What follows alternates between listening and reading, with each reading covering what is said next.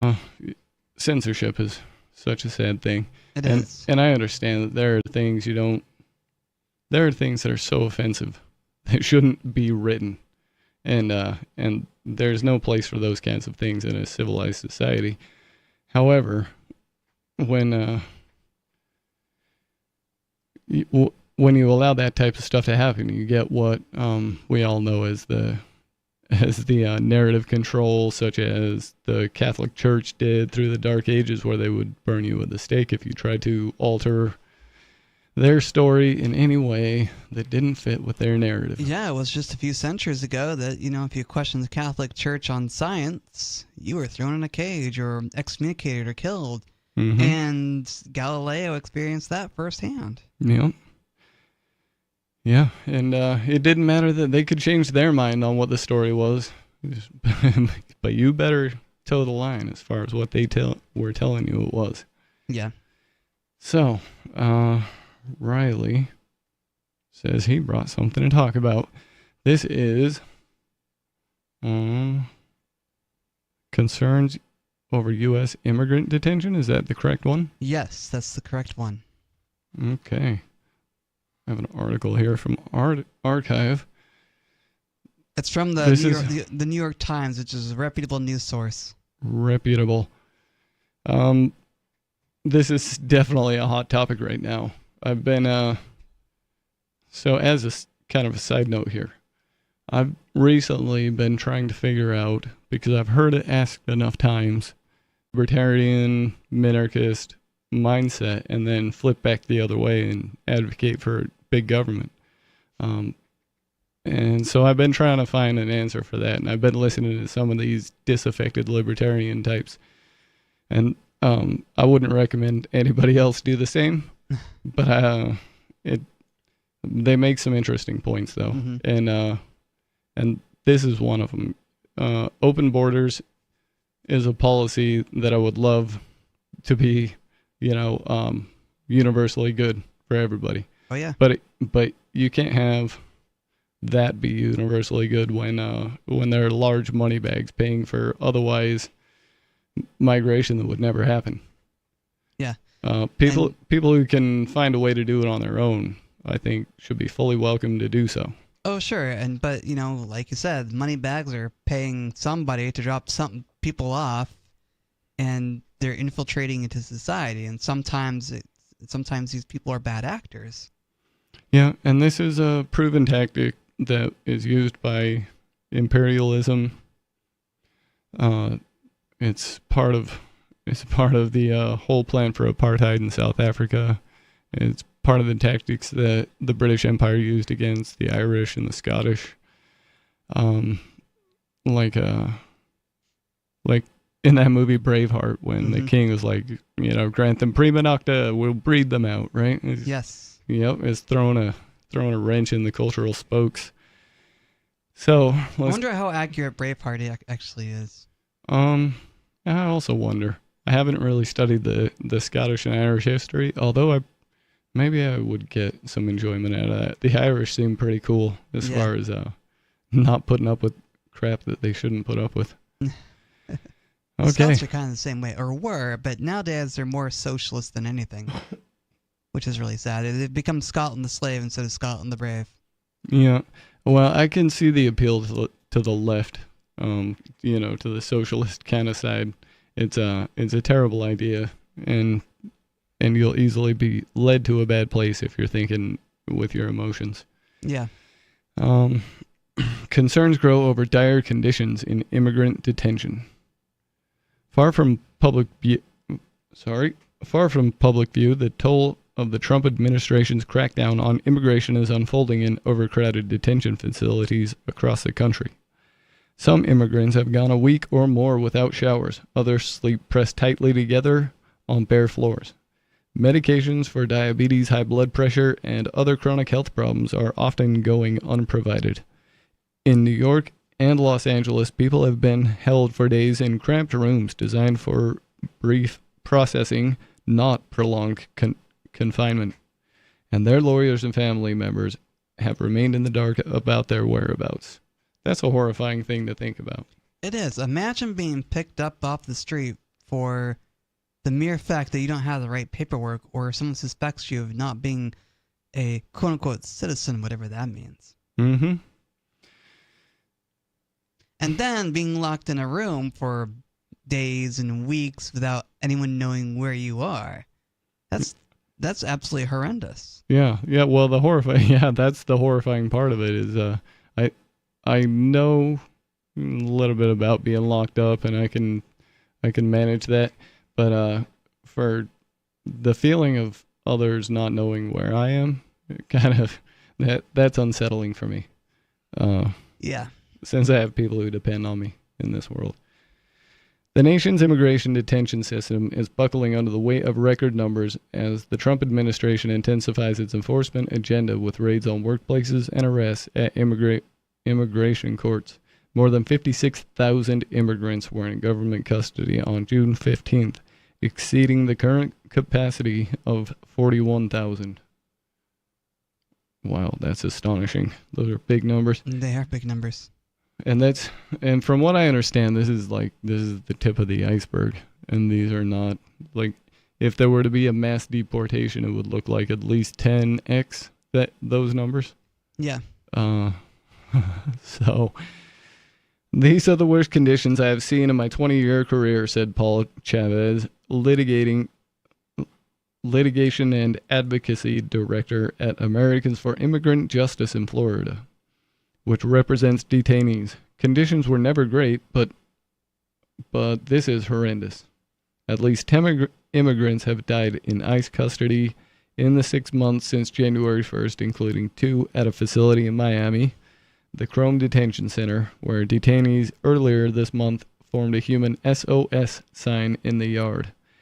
At least 2 of the deaths were suicide in Arizona and Georgia. An average of about 7 deaths a year occurred in ICE custody during the 4 years of the Biden administration. Immigration detentions have soared since late May, when Stephen Miller, the White House aide overseeing immigration policy, set a goal of 3,000 arrests per day. Arrest quotas bother me because if you've gotten them all and you still have a quota lingering, you have to somebody needs to remove that quota, and it never gets removed in time, and you end up with a bunch of human cargo as collateral damage. Yeah. So to accommodate the swelling numbers, the administration has expanded contracts with prison operators and pushed for substantial funding increase to secure additional capacity. The House version of the budget reconciliation bill proposes $45 billion for immigration detention, more than 10 times the current budget. Who cares? What's money? They just print it, right? Yeah, they pretty much just print money these days, and they claim that they are all about not inflationary currencies, but we all know that Donald Trump wants free money and lower interest rates. Yeah, and it doesn't come from nowhere. That money in your pocket just gets weaker, and so the price, that price of the loaf of bread at the store, the high quality one that's $5, or you could buy Riley's, which is much better. That's gonna have to go up 20 cents because they want to do this, but I might have to charge 1.5 gold back. Yep. Many immigrants already have outstanding deportation orders, and others agree to voluntarily leave the country. In those cases, ICE officials are able to swiftly put them on planes or buses out of the country. But many others are entitled to court hearings, which take time, and ICE is either releasing those detainees on bond, which also requires a court hearing, or holding them in custody if they are deemed a flight risk. The Department of Homeland Security, which oversees ICE, categorically denied all claims of overcrowding and poor conditions in its facilities. Of course they would. A spokeswoman, Tricia McLaughlin, said in a statement that all detainees are provided with proper meals, medical treatment, and have opportunities to communicate with their family members and lawyers. I'm sure every single one of the 56,000. I'm sure every single one. Yeah. Oh yeah. I'm sure they can't even just I wonder how they demonstrate that claim, though. If I were to go in and say, how do you demonstrate that claim? How can we like to audit you. How do we demonstrate that claim? Yeah, exactly. Because I'm sure it's just self-reported, and all they got to do is show like a line of 100 people that are doing the things they say they're doing, while the rest of them suffer and get no attention at all. Exactly. That's the price of living in a country that claims to be the land of the free, when they want to lock people up just because they crossed an imaginary line. Is this country? They're claiming they're getting rid of criminals, but I don't know. It doesn't seem like it. Is this country still making that claim? That it's the land of the free? Some people might believe it, but I don't. But, some people say this is the greatest country on earth, and how dare you speak about it otherwise? Well, the military is fighting for your freedom, Stu. Greatest, that may or may not be, depending on what criteria we want to follow, but land of the free, I have a hard time swallowing that one. Yeah, me too. I don't see much freedom when, people around me are being locked in cages, or if I have the wrong species of plants in my possession, I get locked in a cage. Mm-hmm.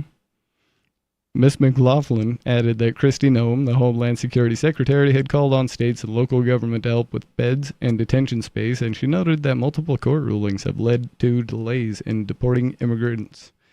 Despite a historic number of injunctions, DHS is working rapidly overtime to remove these aliens from detention centers to their final destination, home, Ms. McLaughlin said. Aliens.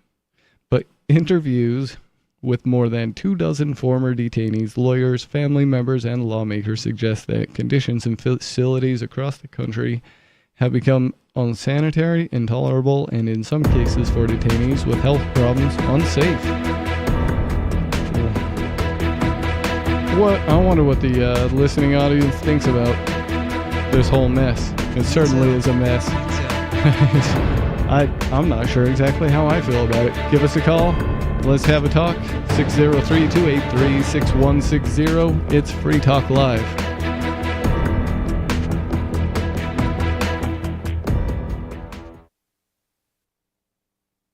Hey, you are going to love the movie Victimless Crime Spree. It's hilarious, heartwarming, and carries a ton of inspiring freedom messages. Feeling down about the lack of liberty in your life?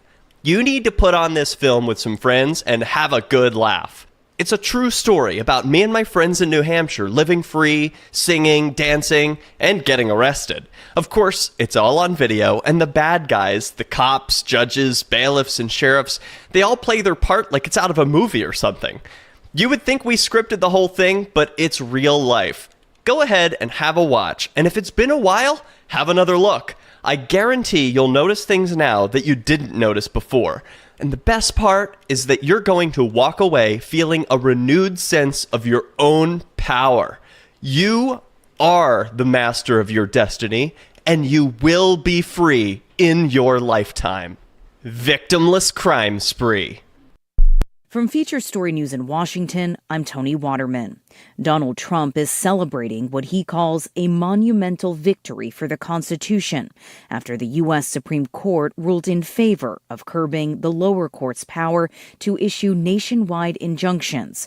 A number of federal judges had blocked the president's executive order to end birthright citizenship for the children of some immigrants, including those who've entered the U.S. illegally. FSN's Washington correspondent, Jerguti Dave, has more. The Supreme Court was not directly examining the legitimacy of Mr. Trump's order to end automatic birthright citizenship.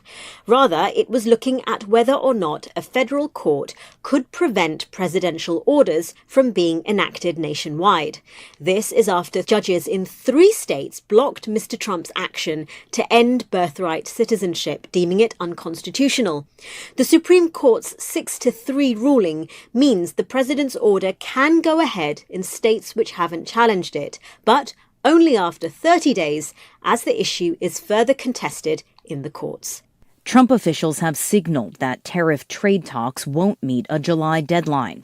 In an interview with Fox Business, Treasury Secretary Scott Bessent said that trade negotiations could be wrapped up by the start of September, weeks after a July 9th deadline.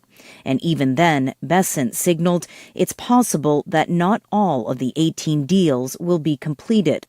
So far, the U.S. has only penned a deal with the U.K. and agreed to a truce with China. President Donald Trump said on Friday that the administration is readying letters to send out to trade partners, telling them what they will have to pay if they want to do business with the United States. And as those talks continue, the European Commission president has informed European leaders that it's reviewing the latest text from the U.S. as efforts continue to reach a trade deal. The EU faces the prospect of tariffs rising to 50% if no agreement is reached by July 9th. FSN's William Denslow reports from Brussels.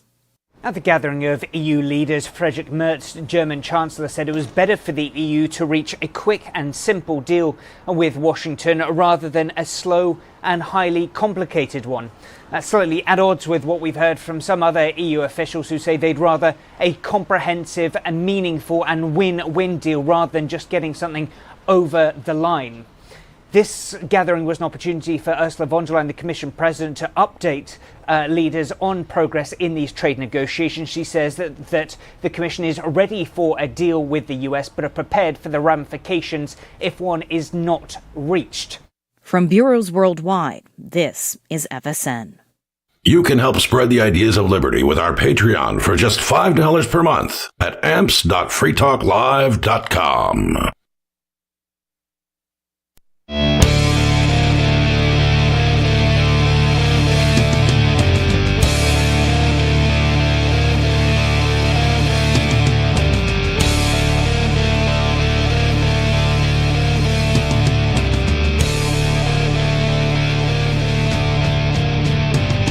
It's Free Talk Live, talk radio you control. Give us a call. The phone number here is 603-283-6160.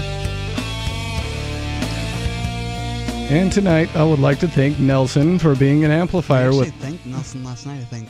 Oh, I thought Chris said that he was crossing it off. Well, he said he was, but... Nelson, if you weren't thank you. But we're going to move on and thank tonight Damien for being an amplifier with us here at Free Talk Live. That means that Damien went to amps.freetalklive.com and signed up to support the show. AMPS stands for Advertise, Market, Promote, and Support. Thanks again to Damien and everyone who supports us. Again, that's amps.freetalklive.com if you'd like to check out the perks and benefits of becoming an amplifier. In the studio tonight, it's me, Stu. And Riley. Thanks, Damien. Yeah. Yep. Amplifying is a good thing. Thank you for your service. Absolutely. Before the break, we were talking about a touchy subject. Immigration and detention. And, And this is coming from the old York Times, as Michael Savage used to say. And we all know the old York Times and the New York Times is a reputable news source. So my question for you, Stu, and perhaps the listening audience is, how do we know that New York Times is giving us the facts that the detention centers are actually as horrible as they claim? Because maybe they're not. We don't know that they're reporting accurately. I can say the only thing I know that when New York Times writes about something is that they're controlling a narrative. Yes. In one way or another. And maybe they are reporting some facts that, some of the prisons and detention centers are terrible. And maybe they're right. Maybe they're wrong. I don't know. But I'm going with them being right on this one and reacting as though, government messes things up, which it does, and is detaining people in terrible conditions, which is entirely possible. Well, I don't pick up that they're blaming government for this at all. Oh. I think they're looking to government to save us. That may be true. I guess they want their favorite politician to sweep into office and save them from evil Trump. Yeah, well, or if you're on the other side, you want Trump to save us from the evil immigrants or aliens or whatever you want to label them, right? And so that's really how they control narratives, I think, is that they get you asking, they get you talking about a thing from one point of view or another. They get you in this dichotomy, and few people have after having, the public schooling, the government school, after having gone through so many hours of that, they barely have the wherewithal to think for themselves and to have an original thought about any subject. All they can do is parrot what's been told to them. Yeah, it's hard to have an original thought when you've been told how to think and what to think for most of your life. And I don't want to be hard on people for that either, because I think I might have been well into my 30s before I even thought about whether or not I had ever had an original thought. I tend to agree with you. I think I'm... And at that point, Yeah. I decided I didn't know. And so, I thought about it for a little while and then thought something that I was sure was not, I had not heard from someone else. And then Yeah. I was satisfied that, yes, I'm capable of original thought. It's a good exercise to go through. It shows you how much of what we think we know has just been told to us and we never verified. Yeah, it is a good exercise to do to, examine the way you think and what you're thinking about, because at the end of the day, what thoughts are yours and what thoughts are put into your head by an institution, a government, or school, or a friend, or a neighbor, or whatever. Mm-hmm. And, and also it gives you a little bit of an incentive to go ahead and practice the steps of determining the truth, as for the grammar, logic, rhetoric steps of determining whether something contradictory or not. Yeah. Right now, we're going to go to the phones. We have not screened this caller. You are on Free Talk Live. What's on your mind? There's absolutely no original thought of this radio show. And open borders doesn't make sense. Hey, you're skipping, man. landmass I'm gonna is have to dump you if you can't improve your audio quality. Are you kidding or? No, I'm serious. Wow. So, how about now? Wait, how about now? It's Is it still there a okay? little bit. Well, Maybe you're just too close to it. Maybe you're using a really bad microphone. I'm how not sure. about now? But anyways, open borders doesn't make sense when a landmass is collectively owned.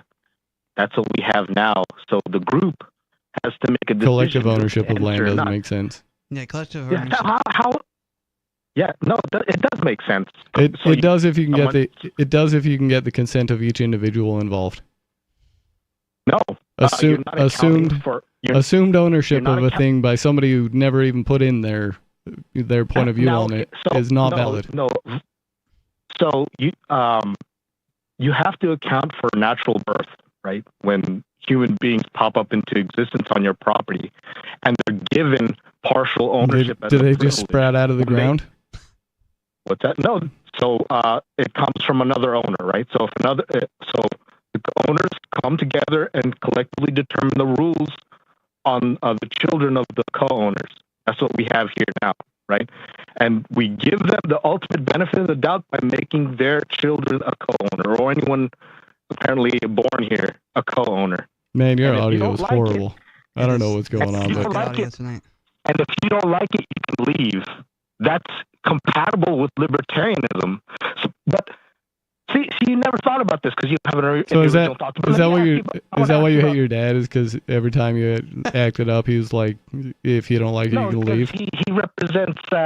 He told represents little everything 5-year-old Skeeter, get out there on the street, No, go get a job. He was just a hedon. He was living. He was an egoist and a hedonist and a compulsive gambler. And he's religious. Everything I hate. Everything I hate. But I'm autistic, so I analyze it emotionally. So I have rational reasons to. I'm not just opposing him because I hate him. I hate him because his ideas were irrational, just like libertarianism. But I wanted to talk about libertarian property. This all doesn't make sense. Like All I right, just well, talked about. Skeeter, you got to fix co-ownership, your right? audio in order to talk about libertarian property, because I can barely follow you anyways. Yeah, call back some other night when your audio's good. So thanks for the call. I'm willing to try to get to the bottom of what you're talking about if I can hear it, but man, you're skipping bad. So Yeah, not good audio tonight. another night, maybe we'll get some understanding of what Skeeter's trying to talk about with property rights. Anyways, I think we should get back into this article. Let's do it. It's got more to say, and it's going to go into a little story here. This says Marcelo Gomez, an 18-year-old Brazilian from Milford, Massachusetts, was pulled over on his way to volleyball practice in late May. Mr. Gomez, who has lived in the United States on a long-expired visa since age 7, been here 11 years. Wow. I'd call that guy an American. Said in an interview that he But spent... he has an expired visa. His paperwork expired. How can you call that person an American? He spent 6 days in a windowless, overcrowded room at an ICE field office before being released on bond.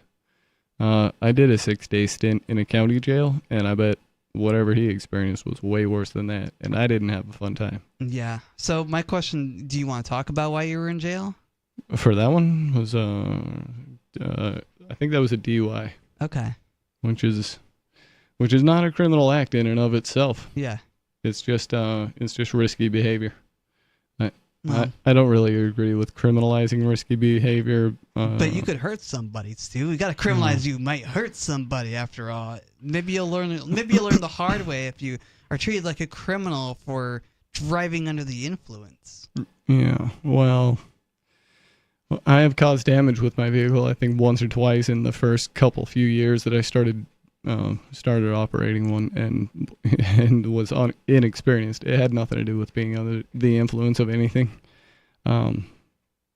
Anyways, that's what that 6 days was for. Okay. Actually, the 6 days was for, right? They put me on probation for a year, and I did all the things they wanted, and I paid them a bunch of fines, and they had me going in to do urinalysis test, and I consecutively failed 9 of those monthly in a row, and then I tried to use the excuse that the probation officer at the beginning told me that like the first one it's all right if it's dirty and the second one has to be like less, and then he didn't say anything after that, and I was like, well, so I strategically made it so that like the number would go down every month, and it did.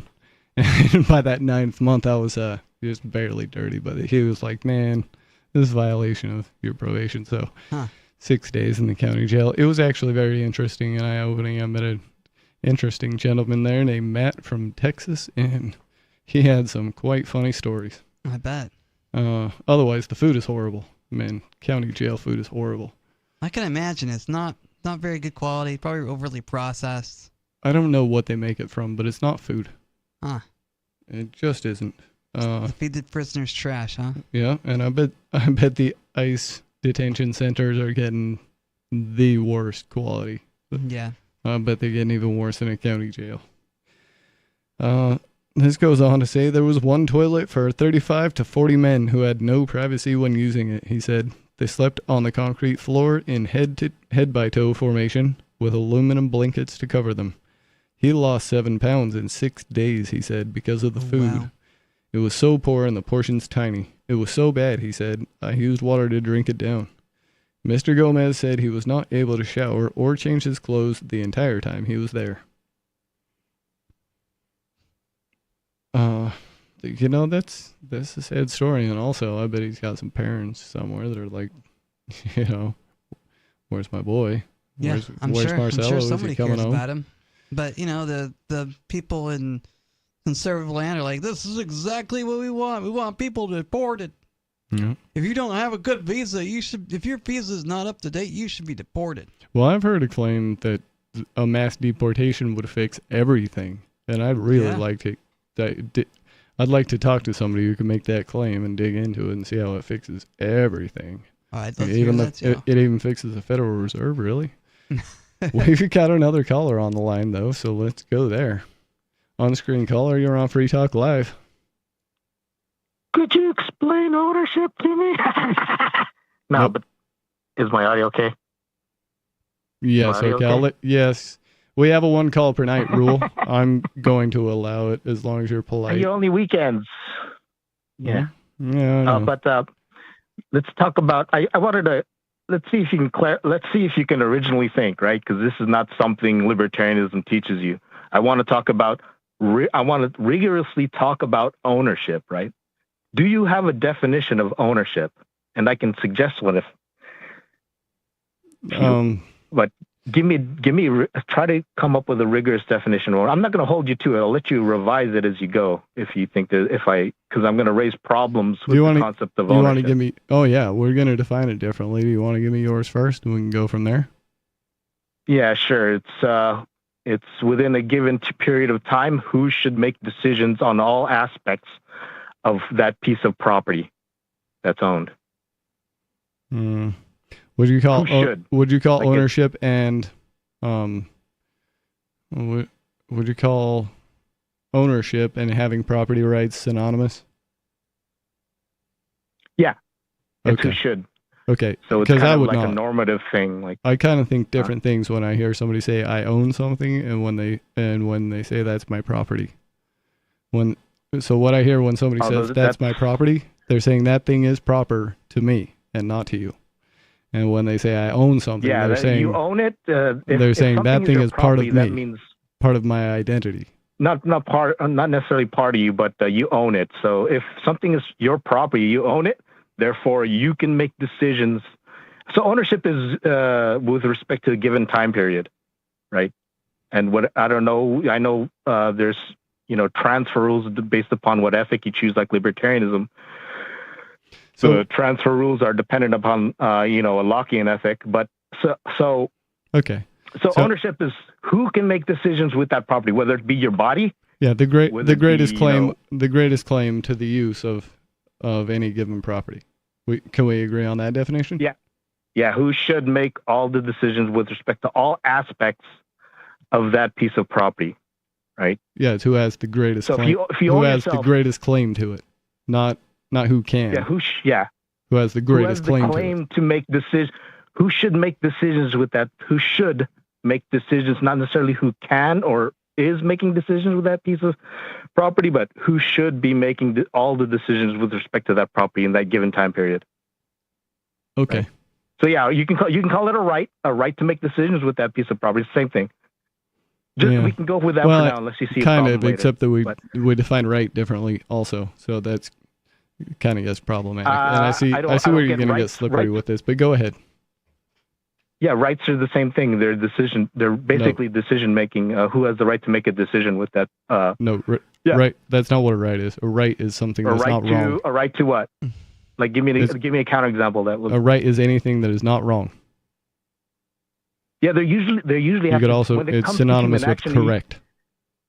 It usually has to do with human action, which is usually associated with someone making a decision. Yes, right action. Like who can control any action that's not wrong something. Action. So, like, give me an example of rights. Like, you have the right to drink alcohol. Well, right? I like to define it apathetically. What it isn't, right? It's anything that's not wrong. So anything, as long as it's not wrong. Yeah, but you're talking about human action, someone making a decision. It always will come down to that. So let's just go with my definition for now, right? So as far as self-own, let's go with the most basic libertarian idea, self-ownership. This concept doesn't make any sense, right? You would agree that you can't control. You're not allowed to control yourself when you're on someone else's property, right? You have to follow my rules. Right. If you come onto my property, under libertarianism, right? Would you concede that? No matter what my rules are, you're on my property, right? As soon as you step on my jurisdiction, even if you don't know the rules, right? I think an average libertarian would say yes, that you're pretty much right, but I would not agree with that. I differ from the libertarians on a few points. Where would you defer from libertarians on that point? Well, so they would say, well, I don't know. I guess I can't really speak from most libertarians in that way. Disagree. Self-ownership is kind of evident, except that evident. It's not evident. It's not evident. I would say we already know children don't know. I'm able to do things on Bonnie's property, and she hasn't thrown me out yet. But she allows you, so she really controls. She can stop any of your actions at her whim. She probably could. She controls you. She owns you. When you're on her, when you're on someone else's property, they own you. Own me. No, that's not true. Yeah. I'm free to leave. So who should determine when you're on someone else's property? Who should determine what you should do? And this is going to the definition of ownership. Yeah, I'm using the definition of ownership here. I think owner, natural right? law should always dictate what you should do. But well, no, there's no the real natural law is evolution, and you guys aren't applying it. So let's ignore that right now because you're not using really? natural law. That's highly debatable. Yes, Locke.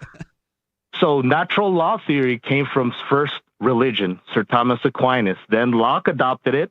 Then somehow Rothbard stole it, and then you guys adopted it without thinking about it because you don't have any original thoughts. You've never questioned it. Neither right? do you, Skeeter. I've looked at it, questioned it. It's religion, and it's ridiculous. It's unstable. It's not natural. It took thousands of years to come up with this crap. That's not stable. That's not profitable. Right?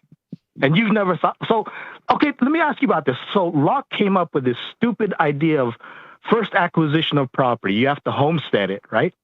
So when you homestead a piece of land, like Rothbard says you have to enclose it with some type of barrier or fence. How far above your land? You're making the claim that if you live in a state... Hold on. Did you hear my question? I need clarification because you're losing me here. So can we pause for a minute? Are you making the claim that if you live in a state of nature and the bear eats you, that you were owned by the bear the whole time? No, we're only talking. So this is libertarianism, so it doesn't make sense. It seems like it's only talking about some type of higher sentient being. Humans currently are the only ones we know. So I think it only applies on Earth to humans.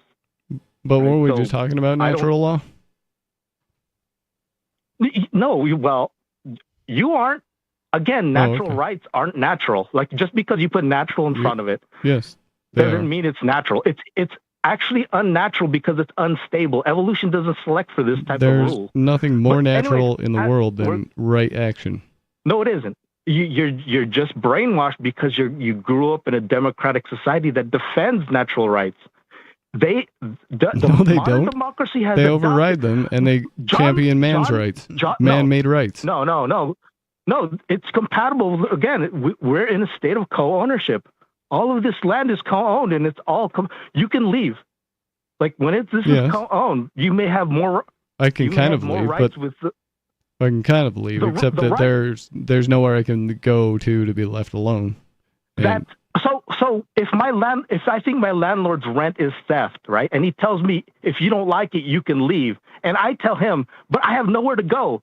What do you think he's going to say to me? No, you do have somewhere. So you do have somewhere to go, but nowhere that you'll be left alone. Free? You For can't. Free? There's no more homesteadable land. That's not his problem. That is not that landlord's problem, is it? So that is not the U.S.'s problem if you have an alternative to it. But you do have somewhere to go. You can seastead. That hasn't worked out either. I know the history on that one. You can't do it. You will absolutely not be left alone by a government. That's freedom. That's freedom. You're not. No, it isn't. Freedom. You're not listening to me, Skeeter. You will absolutely be harassed and destroyed by a government if you try it. That you're confusing security with freedom. What are you talking about? Freedom entails you defending yourself. That's freedom. Part of being free. Security is when you're guaranteed by the collective to have them defend possible aggressors against. I think I finally figured Skeeter out. You're an inversionist. You just flip everything. So an inversionist. Oh, it makes a lot You just of sense. flip everything. No. 180 from the truth of what it actually is. So you're complaining that because right here you're making a claim that freedom is objective or subjective, Skeeter. Is there freedom? It depends if it's well defined or not. Okay, go ahead and give it a definition. You don't understand. So freedom, when you own property, do you think someone's going to help you defend it for you? I'd like to hear your definition of freedom. I'm very interested in this now. Me too. Freedom is the ability, I don't know, to make it's power to make decisions, or if you should make decisions with your property. I guess I don't know. Yeah, I don't know. I've never tried to make that sense, but you can't make sense of it either, right? Well, I can make sense of again, it for me because it's not freedom- objective. It's subjective. Freedom's different for me than it is for Riley. Yeah. Let me put this in a concrete example, right? So if Russia wants to aggress against you, that's not the U.S.'s problem.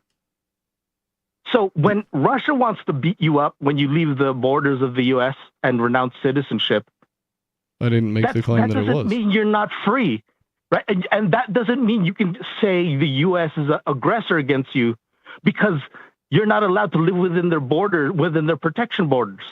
Just because I have to be harassed by one government or another, you're saying that I can't make a claim that I'm being harassed by them? One government is not responsible for the aggression of another government. Just like the landlord isn't responsible for he's not obligated to give you a free room just because there are aggressors outside of his property when you leave it. All right. Well, thanks for the call, Skeeter. I'd like you to think about what freedom means to you. And I'd actually like an interesting explanation of what that means to you. I don't know. I don't know if Skeeter understands the freedom. I think he's been so locked in his mom's basement that he doesn't know what freedom actually is. Yeah. Well, he said right there that he didn't know. So maybe if he thinks about it, he can have an original thought and call in. Yeah. Do you have any thoughts on this? 603-283-6160. It's Free Talk Live.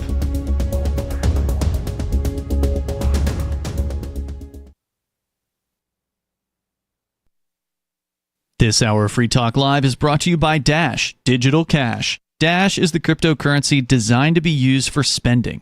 Rising fees have made Bitcoin useless for purchases, but Dash continues to have fees less than 1 cent per transaction, and its features ensure Dash is undefeated as the most useful cryptocurrency in the marketplace.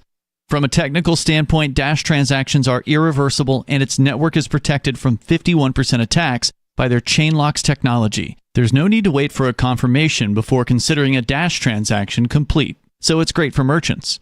Dash is one of the oldest cryptocurrencies and is widely available on exchanges, including the decentralized Maya protocol, and in multi-crypto wallets. It's easy to get and use Dash. Start by learning more at Dash.org. Big thanks to the Dash DAO for sending us 32 Dash per month to promote Dash on the air. Visit Dash.org to learn about Dash. Dash.org. The new 4th edition of Healing Our World, The Compassion of Libertarianism will take your understanding of liberty to a deeper level and has over 1,300 updated references, new cartoons, and a foreword by Dr. Ron Paul. With discounts for multiple book purchases, the 4th edition of Healing Our World is a great gift for the liberals, pragmatists, environmentalists, and Christians in your life who think libertarianism is cold-hearted. Get yours today at healing.freetalklive.com and use promo code FTL for a $5 discount. There are lots of ways to listen to Free Talk Live. Our podcast has been around since podcasts began, and now the FTL feed is loaded with content besides our full show archives. Did you know that we make it easy for you to customize your podcast subscriptions? We have different feeds, one that includes only our full shows, one with just the Daily Digest, and our main feed that includes everything. You decide what you listen to. It's quick and easy to customize your feeds at feeds.freetalklive.com. That's feeds.freetalklive.com. You're listening to the live edition of Free Talk Live. Hour number 2 is next after the news here on the Liberty Radio Network at LRN.FM. From Feature Story News in Washington with the Week in Review, I'm Jagruti Dave. Data from the black box of a London-bound Air India flight that crashed earlier this month in Western India has been downloaded. The crash killed all but one passenger on board, making it the deadliest aviation tragedy in India in decades. Kshitij Nagar has more from New Delhi. Accessing the data for the black box is key as investigators begin piecing together details that led to the crash. India's aviation ministry said in a statement that it would, quote, help reconstruct the sequence of events leading to the accident. Investigators are now hoping to begin sharing details with a preliminary report expected in 30 days. The Boeing 787 Dreamliner operated by Air India crashed moments after takeoff from the western Indian city of Ahmedabad, killing 260 people. 241 of them were passengers and crew.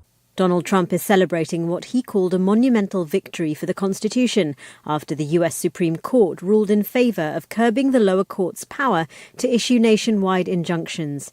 A number of federal judges had blocked the president's executive order to end birthright citizenship for the children of some immigrants, including those who've entered the US illegally.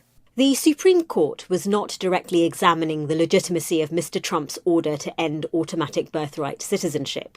Rather, it was looking at whether or not a federal court could prevent presidential orders from being enacted nationwide. This is after judges in 3 states blocked Mr. Trump's action to end birthright citizenship, deeming it unconstitutional. The Supreme Court's 6-3 ruling means the president's order can go ahead in states which haven't challenged it, but only after 30 days, as the issue is further contested in the courts. Iran's supreme leader has appeared in public for the first time since US warplanes struck the country's nuclear facilities over the weekend. Ayatollah Ali Khamenei sought to downplay the impact of those strikes, claiming his country had delivered a harsh slap to America's face. Ira Spitzer reports. Iran's 86-year-old supreme leader resurfaced after a week out of public view, speaking for more than 10 minutes in a pre-recorded broadcast on Iranian state television. Khamenei railed against the U.S. and Israel, which both dropped bombs on his country earlier this month as they sought to cripple Iran's nuclear program, with Israeli strikes killing a number of Iranian military officials and nuclear scientists. The Iranian leader said that U.S. President Donald Trump had exaggerated the impact of the U.S. bunker buster bombs on the country's underground nuclear facilities, saying the airstrikes had achieved nothing important. North Korea is opening a landmark tourism zone on its east coast, according to the country's state media. Rebecca Bundan reports. The Wonsan Kalma Coastal Tourist Zone can accommodate about 20,000 visitors and includes hotels, restaurants and sports facilities, according to the official Korean Central News Agency. North Korea's leader Kim Jong-un toured and inaugurated the site at a ceremony this week, and it will open to domestic tourists next week. North Korea still hasn't fully lifted the travel curbs it imposed during the COVID-19 pandemic, though, which included a ban on foreign tourists. From bureaus worldwide, this is FSN. With FSN Spotlight, I'm Simon Marks, looking in more detail today at a remarkable story about the possibility of fresh medical breakthroughs being sparked by a deadly fungus found in the ancient tombs of the Egyptian pharaohs. The so-called Pharaoh's Curse was linked to the deaths of some archaeologists who were excavating those tombs in the last century. But now researchers at the University of Pennsylvania have modified some of the chemicals contained in the fungus and are using it to treat leukemia. Professor Elaine Bignell is a professor of medical mitochondria at the University of Exeter, specialising in human fungal pathogen research. Any discovery of a bioactive molecule produced by a microorganism, in this case a fungus, that has a demonstrated useful purpose in human medicine is essentially a new penicillin, if you like, in terms of the magnitude of that discovery. So in the past, a lot of these discoveries were serendipitous, but now technology allows us to look at fungal genomes and the products that they produce and try to trace those with much more dexterity and accuracy than we ever could before. Scientists involved in the research say the results of the study show that there are far many more medicines to be derived from natural products in the future. And they say the Pharaoh's Tomb fungus is being looked at as a possible, much broader treatment for a variety of cancers. Tomorrow's my big day. I'm going to go in for surgery and hopefully you'll come along. Now, I do have to admit that I am in a bit of pain, so I'm really looking forward to this procedure. I think we're both going to find out that having surgery just isn't as scary as it sounds. We're covering our own Jim Haggerty's kidney stone removal surgery, and his surgery is now just minutes away.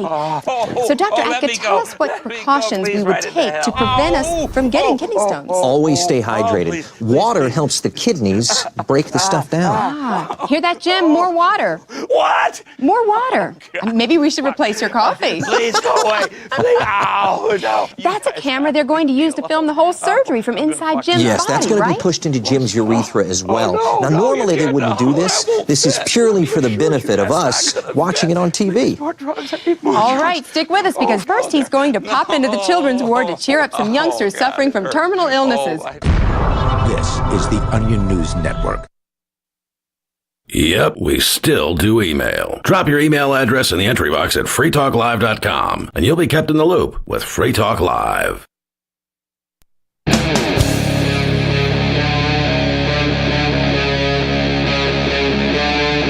Free Talk Live. This is Free Talk Live. It's talk radio you control. Call into our live call-in show. The phone number here is 603-283-6160. Get your thoughts on the air. Are you tired of the oppressive rules and moderation of the big tech social media sites? Our Mastodon server at social.freetalklive.com can set you free. Mastodon is free, open source, decentralized, and federated. Multiple apps are available for iOS, Android, Windows, Mac, and Linux. Social.freetalklive.com. In the studio tonight, it's Stu. Riley. I should say and Riley, but you know. Tonight we've been talking about censorship and immigration and detention, and we try to make some sense out of what Skeeter was saying tonight. He's trying to talk about rights and property and ownership. At least he's to the point where we can agree that we need to agree on a definition before we can even talk about things. Yeah. So that's been helpful. And ownership is a tough thing because I don't know. It's hard to define for me what ownership looks like. Yeah. Because if I think about ownership, like if I own, let's say, a water bottle, then I'm using that water bottle to drink out of, to carry with me, to do whatever. But if Stu steals it from me, then I guess technically he owns it. Well, yeah, technically, not rightfully, but then I'm in possession of it, right? And so that does call out where it gets tricky, how you define ownership. And to me, it's I kind of find it easier to look at everything as a stewardship, whereas you have the best use of it for now, but you can't keep it forever. And that kind of holds true sort of for everything, except for maybe knowledge. You can keep your knowledge. Yeah, you definitely keep your knowledge, but I think stewardship is a good way of looking at things. I think that comes from a religious perspective too, because some religions particularly say you're not owning anything, you just have stewardship over it. You're just controlling it for this time being and managing it for the time being. Yeah, and whether that's accurate or true or not, to me it seems useful to say that everything is God's, and we get to care for some of it. Sure. Whatever God is. I mean, I don't know what God is. Yeah, the creative force is what I would call God. Certainly something created because I exist, which is evident by the fact that I can think about whether or not I exist. Sure. If I didn't exist, I wouldn't be able to think about it. Yeah. That's something we call axiomatically true. Right now, if animals think about if they exist or not. Oh, that's a good question. I imagine some of them, I don't know, maybe not on that level, but some animals are certainly self-aware to some degree. We've got a caller on the line, so we're going to go there. Unscreened caller, you're on Free Talk Live. I think I am. Therefore I am. I think. Which was a Moody Blues. It was like the intro to a Moody Blues song. I can't remember which one. Oh, that's right. I vaguely remember that song. I was into Moody Blues for a little while there. Well, regarding the New York Times, it's the two-party paradigm, two wings of the same bird.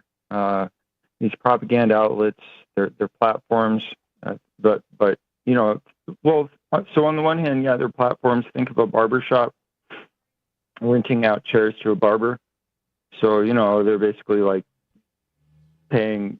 In theory, everyone is an individual, and therefore everyone is an individual journalist, independent journalist. And until it affects the agenda of the platform, they're probably allowed to report whatever they want. And then as far as the agenda goes, it tells the truth when it benefits the government or the organization, depending on who's calling those shots. And when it doesn't, the lie or the cover-up is told, or the obfuscation. Mm-hmm. So, I mean, I wouldn't throw out a statement or a story just because it comes from this source or that source. Yeah, I would agree with you on that. I think it's ludicrous to say, oh, it came from this source, therefore you shouldn't trust it. I think that the sources that we quote stories from try and do the best they can to quote stories, but they have their narratives and agendas. They're gonna write it in such a way that they're going to report the facts in such a way that their viewers or readers are going to who actually view this as a reputable source, which I don't know if any news source is a reputable source. They're going to read the narrative or hear the narrative and be like, oh, this is so true because it's come from this source and I trust this source. Yeah, and I agree with you. All information should be taken in on any subject you're trying to discover the truth on. And you may find some at the Washington Post, and you may find some at Reuters, you may find some at, Fox News, who knows. Without some intellectual self-defense, people who visit these publication sites they're prone to be led to thinking, things that aren't true. Yeah. 90% of the time, I would guess. It's hard to parse out what's true and what's not when, we have competing narratives, shall we say.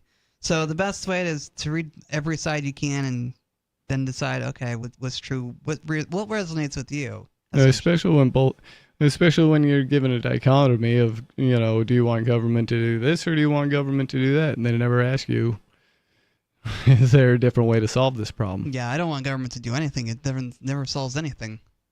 Yeah. So I agree. It's not the information necessarily that's the problem. It's the lack of intellectual self-defense and thinking for oneself. Yeah, it's the same thing with religion. Like, if you don't have a lot of critical thinking skills, a religion can hijack your critical thinking and say we are the one true path. And it doesn't matter what religion it is. They're all going to tell you they're the one true path. Mm-hmm. Yeah, and then when it's at the threat of a sword, it kind of becomes irrelevant at that point. Yeah. And I guess I'd agree with Skeeter on the point about government protecting private property. But then again, I'm a minarchist at this point in my life. I guess I kind of went back to classical liberalism. But I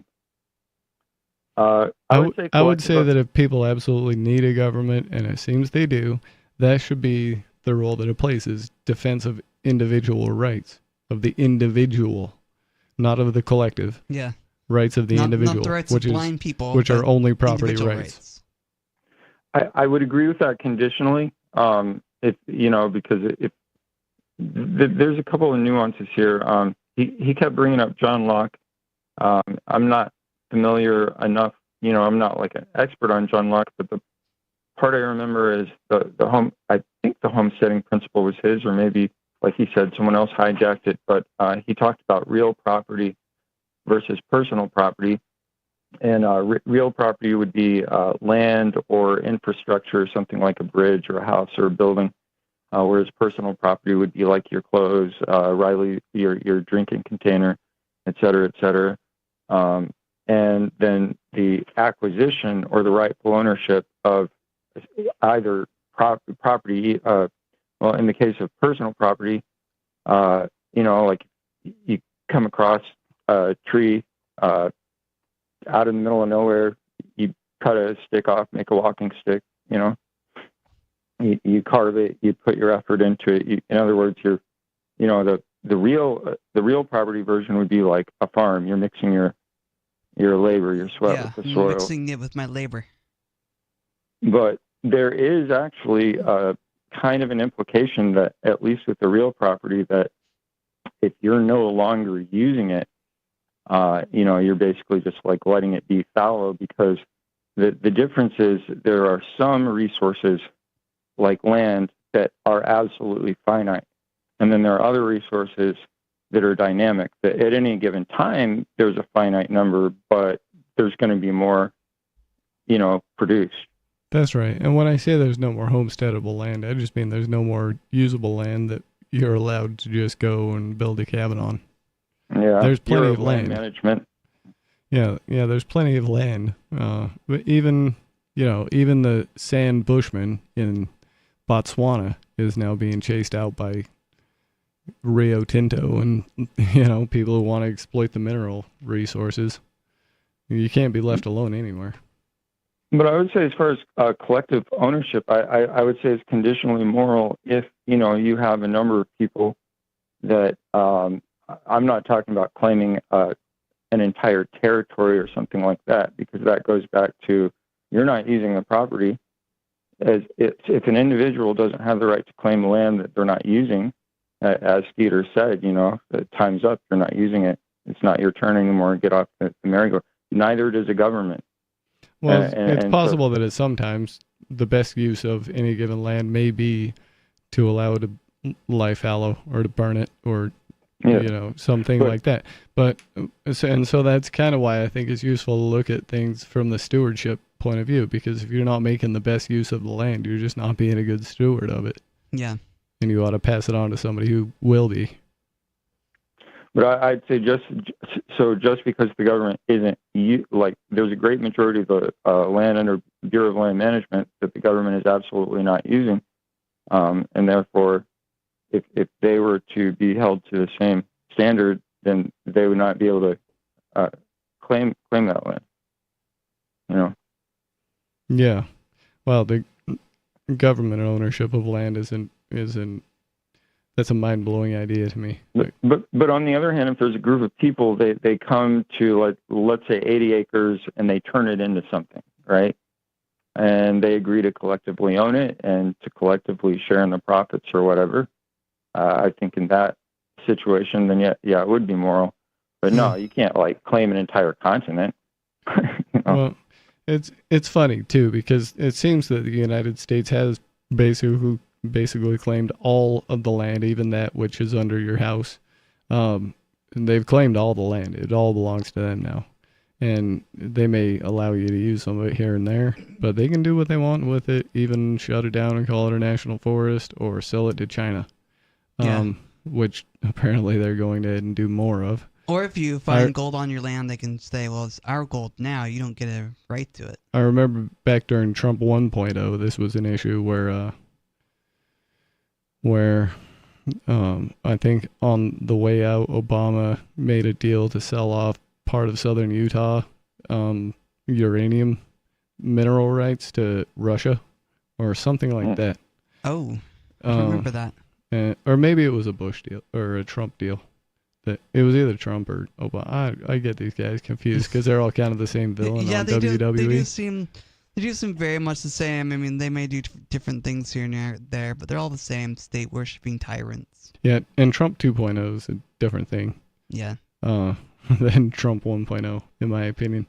But it's strange because people talk about like serfdom as if, oh, we've come so far from that. Those people owned their land, and the government wasn't going to. The government was going to defend them, and nobody was going to take it from them because it was their property. Yeah. And that's how it was. We haven't come a long way since then. We've slipped backwards. So I would say, too, that depending on whether or not the government uses the land that they've unrightfully obtained, if they use it efficiently, then I would say then it probably would, as a result, retain in their power for some time without much complaint. Other than the people they stole it from, right? But the vast majority of people are going to be like, oh yeah, that's great.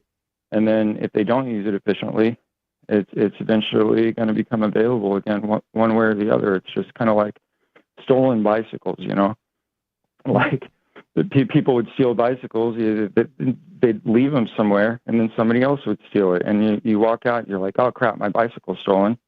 And there used to be a culture here in Southwest Florida where it's like, oh crap, my bicycle's stolen, I'll just get on this other one. It's not right. Everybody's bike is just a rental. Yeah. Yeah, exactly. Shared property. Yeah. Things always get weird when you get into the realm of shared property. That's why I think and it really seems to me there ought to be a way to do it now that we have, like, Facebook and stuff, that people could just individually sign up for the programs they want. If you want to genocide Palestine, throw your money at it. I don't want any part of that, and I'm not getting it on me. If you want to go defend Israel, go defend Israel. Yeah. I don't want to defend Israel. I don't really care about it. I'm not interested in any major wartime action. Ultimately, that's what the world is anyway. What you just described is, I mean, yeah, it would be nice to have like a really convenient vote where, like, yeah, okay, yes, I'll pay for that package. No, I don't want to support that. That would be nice. But in reality, ultimately, it's people's, just kind of like he was saying, if you're seasteading, you got to be able to defend the property. Ultimately, if people believe something should be or shouldn't be, but they're not willing to do anything about it, it's a moot point.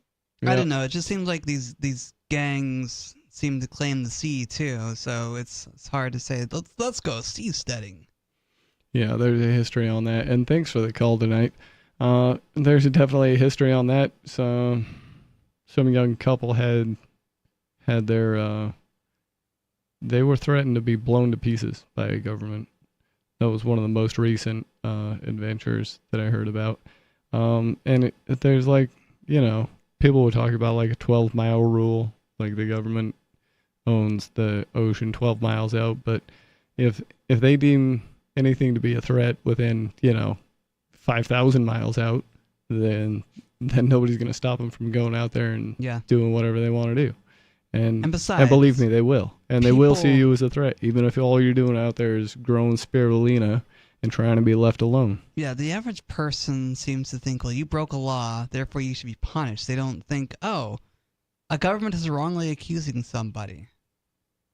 Maybe we should think about what government is doing. They don't think like that. People just want to say, oh, broken laws, you should be punished. Yeah, people have this notion that they are the government, but well, the government's a separate beast, and it does what it wants. It just manufactures your consent, and then you go along believing that. Yeah, I definitely agree with that, because this organization type called government has become this behemoth, and you try pretending that you are the government. Yeah, it's not going to go very far. Mm-hmm. The public servants don't serve you anymore; they serve the interests of the state. That's right.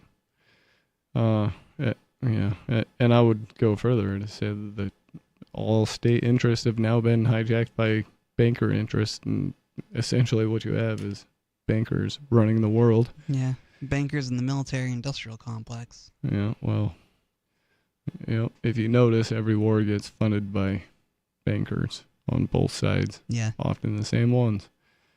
I wanted to point out a thing that it's not exactly a news article, because I can't really find an American publication of any news article on the Bilderberg meeting in 2025. Huh.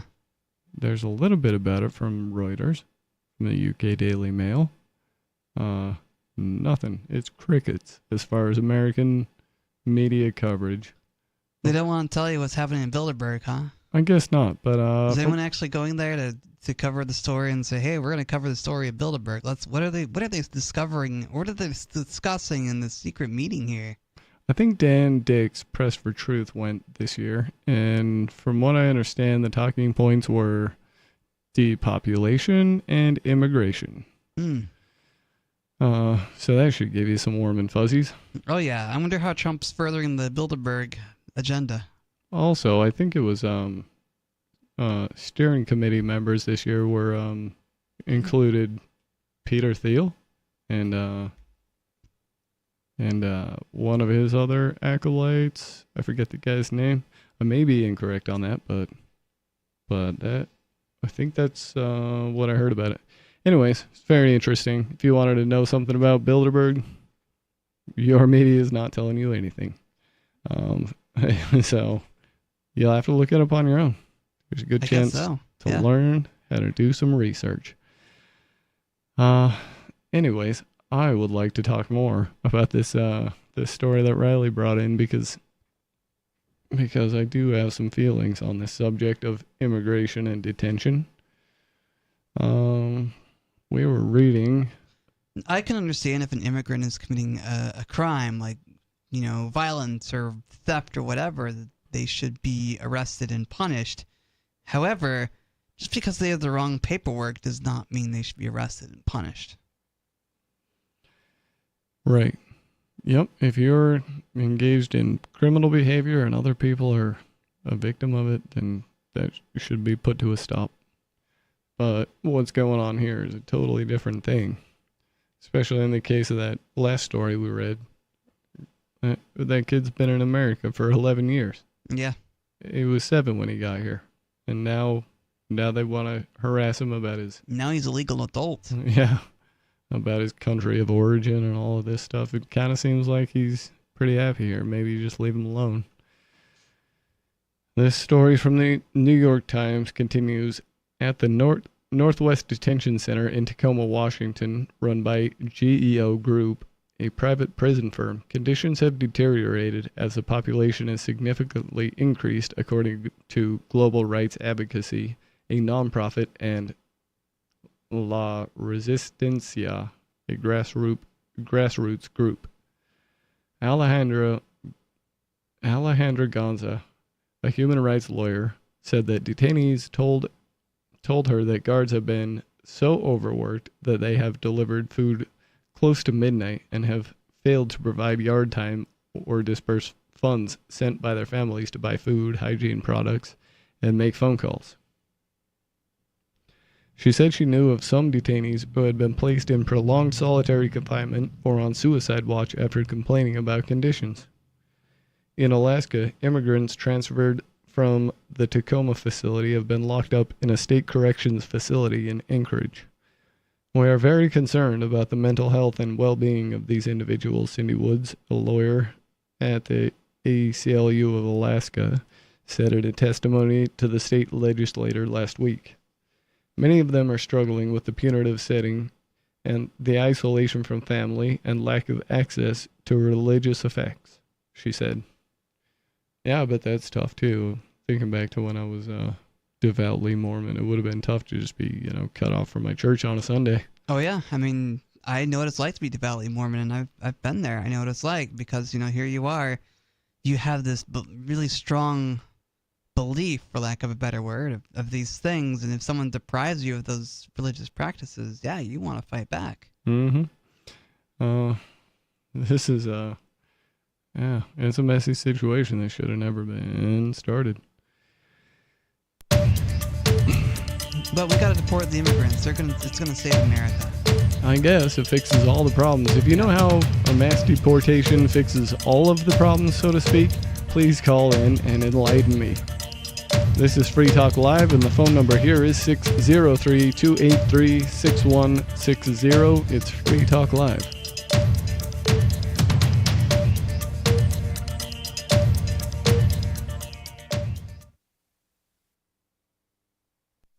On Free Talk Live, we're bringing people to the ideas of liberty every day. From wrestling superstars like Glenn Jacobs. You guys really are having an impact, I believe. Like I said, a lot of where I am now is due to listening to Free Talk Live. You changed my mind on some very important issues years ago. To random people tuning in on the radio. I was kind of stuck in the left-right paradigm. I heard your show by chance on a Saturday night. From there, I went on, joined the Free State Project, and become an amplifier. So, I mean, that's really the reason why I amp is because I know that if it wasn't for you guys being on as many stations as you are, I never would have found the ideas of liberty. You can help more people hear the message of liberty by joining Free Talk Live's AMPS program on Patreon for as little as $5 a month. And you'll get access to special perks. Visit amps.freetalklive.com, amps.freetalklive.com. From Feature Story News in Washington, I'm Tony Waterman. Donald Trump is celebrating what he calls a monumental victory for the Constitution after the U.S. Supreme Court ruled in favor of curbing the lower court's power to issue nationwide injunctions. A number of federal judges had blocked the president's executive order to end birthright citizenship for the children of some immigrants, including those who've entered the U.S. illegally. FSN's Washington correspondent Jerguti Dave has more. The Supreme Court was not directly examining the legitimacy of Mr. Trump's order to end automatic birthright citizenship. Rather, it was looking at whether or not a federal court could prevent presidential orders from being enacted nationwide. This is after judges in 3 states blocked Mr. Trump's action to end birthright citizenship, deeming it unconstitutional. The Supreme Court's 6-3 ruling means the president's order can go ahead in states which haven't challenged it, but only after 30 days, as the issue is further contested in the courts. Trump officials have signaled that tariff trade talks won't meet a July deadline.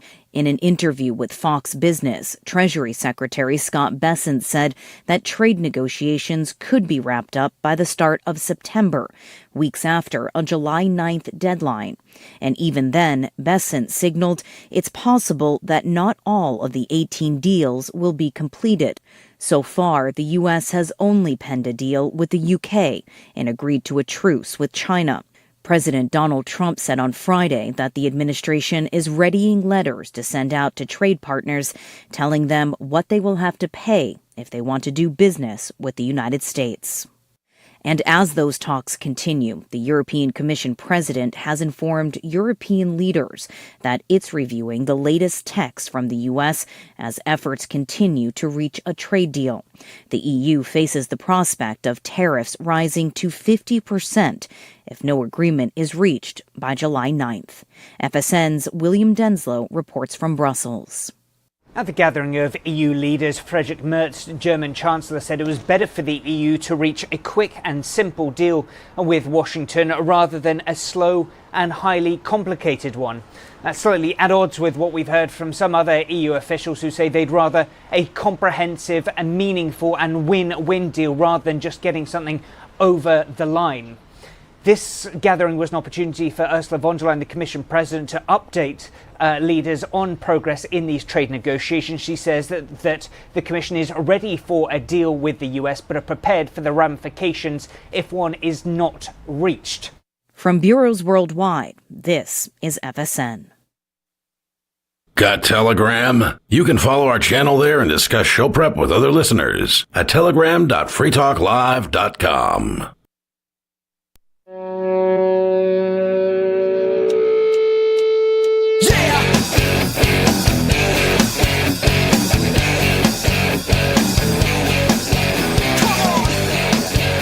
This is Free Talk Live.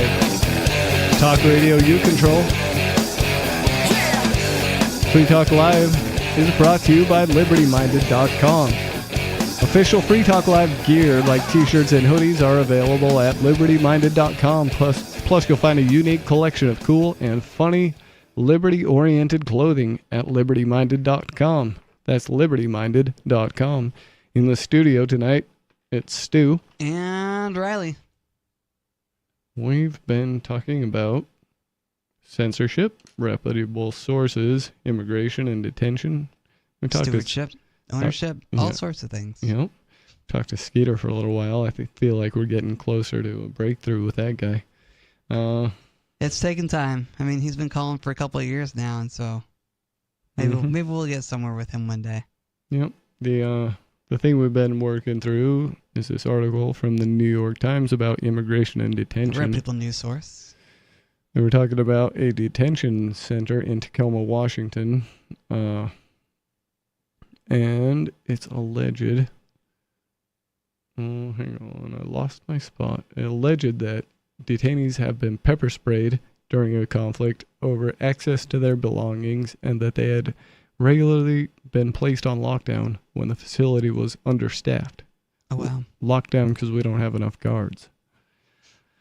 After a tour that his staff members took in May to a facility in Estancia, New Mexico, Senator Martin Heinrich, a Democrat, reported that several detainees complained that they had been given few opportunities to shower, had been limited to 2 bottles of drinking water per day, and were unable to flush their toilets for days at a time. Prisons are not friendly places to be. I mean, they just sound disgusting. Yeah, it sounds like they get to bend the rules even further in these immigration centers, too. Yeah, I imagine so. But I've heard conservatives complain that we can't get prisoners, 3 hots in a cot and gym memberships and things like that. They're prisoners. But at the same time, I think prisoners' rights should be respected. You can't just say, oh, they're a prisoner now and they should be treated like trash.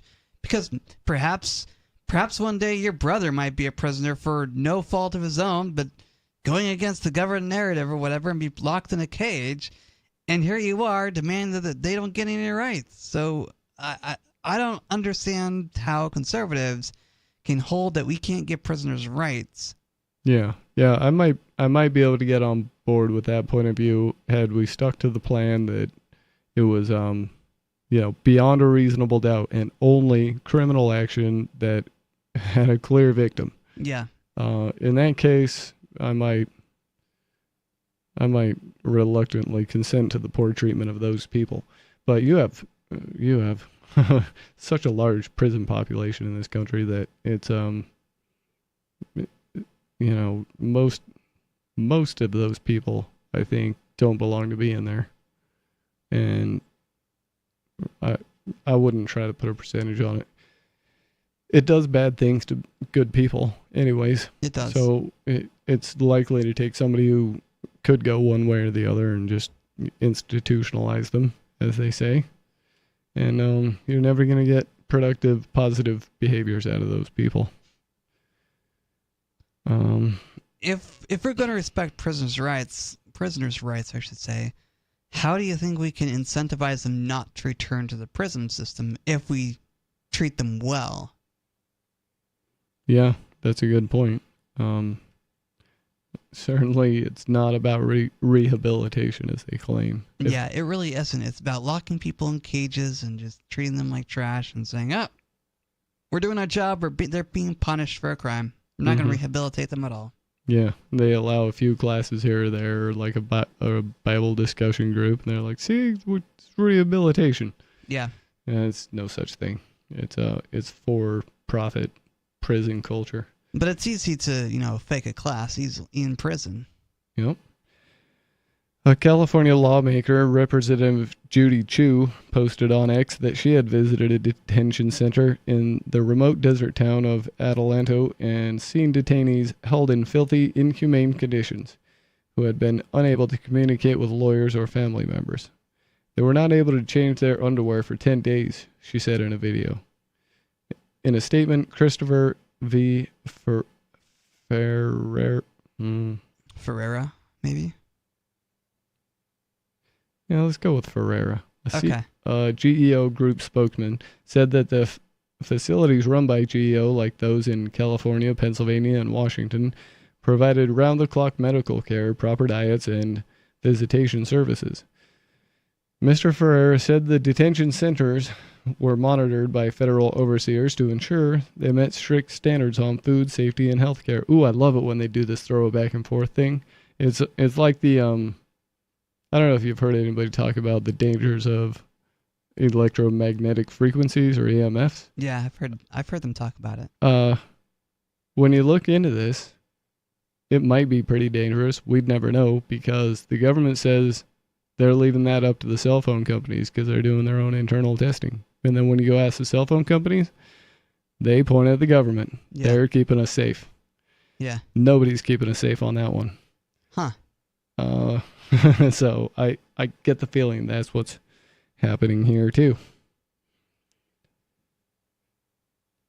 Our contracts also set strict limits on facilities capacity, he said. Simply put, our facilities are never overcrowded. I'm sure. I am so confident in that statement. Immigrants have been locked up for several days at a time at an ICE processing facility in the basement of a federal building in downtown Los Angeles that is intended to hold people for less than 12 hours until they are released or transferred to a detention center. They're packing people in there as if they were sardines, said Mark Rosenbaum, a lawyer with Public Counsel, a legal nonprofit. It's a horror show. He said ICE authorities were preventing people from contacting lawyers and urging them to agree to swift deportation. It's a no constitutional rights zone, he said. I'm sure they do. put that on them too. They're just like, oh, just let us deport you real quick, and then you don't have to wait for a trial. Yeah.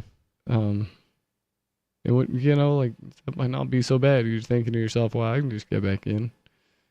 So, anyways, he said ICE authorities were I already read that. Javier, 55, a Mexican day laborer who was arrested by agents in front of a donut shop in Pasadena, California at 5:40 a.m. last week, said that about 60 men were jammed into the frigid, filthy space downtown.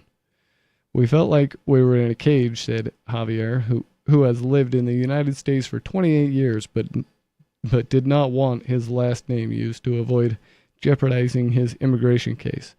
They would take out 5 men and bring in 10 more. He said there was utter despair and fear in the room. The immigrants were forced to share one foul toilet. The other was out of order. Javier was transferred to Adelanto, but lawyers with Immigration Defenders Law Center, a nonprofit, secured his release because he is undergoing treatment for cancer. In an industrial corner near Newark, 4 men escaped this month from the Delaney Hall detention facility after a melee broke out over the deteriorating conditions, according to lawyers who spoke with their detainee clients. You know, it's interesting to me that we have these stories coming out of these detention centers, and the American people, I would say the Trump supporters would be like, yes, this is exactly what I want. I want mass deportations. And like you've asked earlier, how is this fixing anything? How is dehumanizing a population of people fixing anything, Mr. and Mrs. America? 603-283-6160 is the phone number if you want to disagree with us and tell us why mass deportations are a good thing. Yeah, I'd really like to hear somebody justify it. And and so I can start that conversation, right? When it was Trump 1.0, so it's interesting. If you look at Europe, they've been undergoing this strange process of forced immigration, unnatural immigration, where George Soros, I forgot the name of his group, they go ahead and give a whole bunch of money to move a bunch of people who would otherwise never move from one country to another. People who specifically have very different cultures. Yeah. And they do this on purpose, and then they get, you know, governments to help them out, because that's how things work in the world. So for example,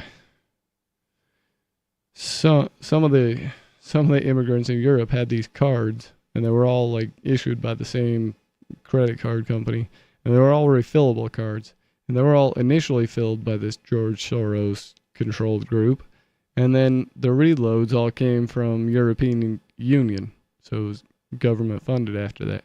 Interesting. And yeah, so it's, you know, they kind of confuse where it's all coming from in the first place, right? But this is an unnatural immigration, and it is a tactic that they're employing to destabilize a society. Yeah. Well, I think the United States government is doing something similar in the Middle East. That they're not forcing migration, but they're fighting proxy wars over there. Yeah, certainly what the American empire has been doing around the world is not. It is of the same vein of behavior. Things that should not be done. And so anyways, during the Biden administration, I guess there were quite a few of these that went ahead and just were sent right in. And like in the order of perhaps 500,000 or so, I think, is maybe some of the numbers I've heard. That's a lot of people. I know. And that can have a shocking effect on a society. So this is the argument why a mass deportation is needed. As to how it fixes everything, I really want to hear that one. But even that being the case, even though it's an unnatural kind of forced immigration, I don't think, certainly there's got to be a better way to deal with this than There's 60 men using one filthy toilet. That's not how you treat humans, whether they're in the wrong place or not. I agree. I think when we treat our prisoners poorly, it reflects on us as a society because it shows what kind of people we've become, where we dehumanize someone to the point where we just treat them like animals. Mm-hmm. We got a caller on the line. On-screen caller, you're on Free Talk Live. Oh, yes. This is Sarah, and I wanted to bring up our public financing here in Albuquerque. I mentioned that, and only person that got the public financing this year was our mayor, Tim Keller. What is the public financing? Okay, it's I think I met one guy who today that understood public finance. In fact, he got receipts to get $5 public financing. He belonged to a union, like some sort. He knew that this keeps the puppets, the big corporations out of the politics. It limits their powers by getting the public financing. So Mr. Keller, he got 4,000 people to give him $5. And this year he's going to be getting $750,000 from the taxes.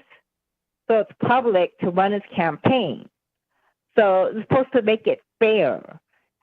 And this year, if you're a corporation, like if you're like a developer or oil company or big pharma, you're only limited to $2,000 donation that you could give to a campaign.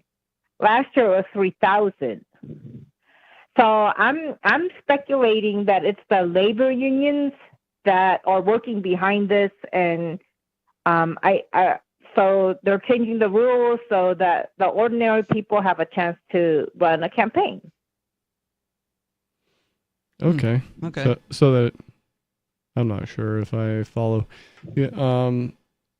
It's hard to. So this is a way for government to fund people's campaigns. Right. In other words, remember we found that. Remember who was that? Elon Musk that paid $26 million to put all of his people and pay for all of the Trumps. So that. Yeah. But they're trying to limit that kind of stuff happening at a city level. They're trying to limit that. Well, I was told that in here in New Mexico, if there's like less population, they don't have money. Each person has to give $1, and they'll get public financing. And it's what it is, the 1% of the voters. So what he needed was 3,700. That is the 1% of the Albuquerque voters here. And he got more than that. So if you have enough people from the public that support you with their own $5, then you get this $750,000 this year. So it makes it fair. I don't see how that gets. Okay. I don't see how that gets around the Elon Musk thing. If Elon Musk pays a bunch of his money to people to say that they support him by sending back, he can just give everybody $10 and say send back $5. Yeah, exactly. Yeah, I don't know, but it's the same kind of an idea. What people have found out was that all the people that can run like television commercial, radio commercial, they're very, very expensive. Any kind of advertisement is the sellout. Okay, I'll pay you to lie for me and my corporations, and they'll do it. Because people say, oh, okay, I'll be set for my life if I just lie and do whatever you tell me as long as you pay me. And then there used to be no limits. You could get $1 million for a campaign. Now you have to be on record. If you're any corporation, if you're a contractor or builder or whoever, you could only be limited to $2,000 from your company. Because I think what happens is I think Mayor Berry, the mayor before this, he was a contractor. And I was thinking, why would a builder run for mayor? Well, he turns around. Once he gets elected, he turns around. All of his friends that are contractors give him all the campaign money to run. And when he becomes the mayor, he has all of his friends get all the city contract and they charge whatever. So that's the kind of things that was going on before. Well, who's So getting the this city public- contracts before that? Huh? Who's getting the city contracts before that? Well, I have no idea. The mayor before, he was a lawyer. So maybe involved he in fixed the law. problem. Maybe it was highly monopolized, and he made it so that, like all of the companies that he knew out there doing contracting were able to now bid on the government jobs. And maybe the companies that he runs are better. Yeah, so if you don't exactly know the circumstance there, then you don't really know whether it was a good thing or a bad thing. Well, the thing is, I think everybody's getting hip to the big corporations paying for people's campaign, and they just and then people, what is it that people run out and vote for whoever they see and hear the most, and whoever has the most line commercials, because most of the voters are not that smart. I agree And there. and then the thing is that it's done on purpose. I was talking to one lady, and it's like, it's not an accident that you never heard of, you never understood public financing, right? You're like, what? What are you talking about? Because in New York, if you give $100, that state, they'll match it 3 times. The state will give them $300 to support that campaign. So that is their part of the public financing. But Okay, so that's why it's public, because the other part of it is private financing, right? So they're so maybe they should actually call it public-private financing. Or quasi. Well, I mean, I Or could even see just money. fascist so, like an ordinary financing. person, I could give up to, like a personal, I could give up to $250, like a person. Like if you're a company, you're limited to. Last year you were limited to 3,000. Now it's 2,000. Yeah. So, yeah. So, but I mean, finally, people are getting we're finally organizing. Hey, wait a minute. The people that have the money win because they could run the most commercials. And who's paying for it? So there's a big deal about disclosing who paid for your campaign. They have to list it, and they're limited to $2,000. But the public financing is that the taxpayer funds you the money only if you get people enough, 1% of voters that support you with their $5. And so I just think that Tim Keller, this is like a big win for him, like a big wind in his sails. I mean, who's going to top this? There's 11 people running. Nobody else got public financing other than him. 4,000 people came out and gave their $5 so that he could get this money. So, Well, I don't have a lot of faith that it's going to make anything better. I do wish you luck with it, and thanks for the call tonight, Sarah. I'm just not going to be surprised if it turns out that they tricked you into doing a thing that actually made things worse for you. Yeah, I don't Because know. I don't understand public financing either. It's just That is the kind of the track record, though. They Yeah. just keep tricking you into, hey, we'll fix it this way, and then you say, yeah, let's do that. That sounds great. Yeah. And then it turns out that what they actually meant was, we're going to make it worse for you this way. We're going to go to another phone call. On-screen caller, you're on Free Talk Live. What's on your mind? No money, no honey. Yeah? Hey, no money, no honey. Hey, you know what? Trump glad they got rid of all the How's it going, Terrell? I'm glad they got rid of all the immigrants because of what's going on in Idaho right now. That North Dakota or South Dakota or wherever that is. Yeah. They're looking for a sniper out there.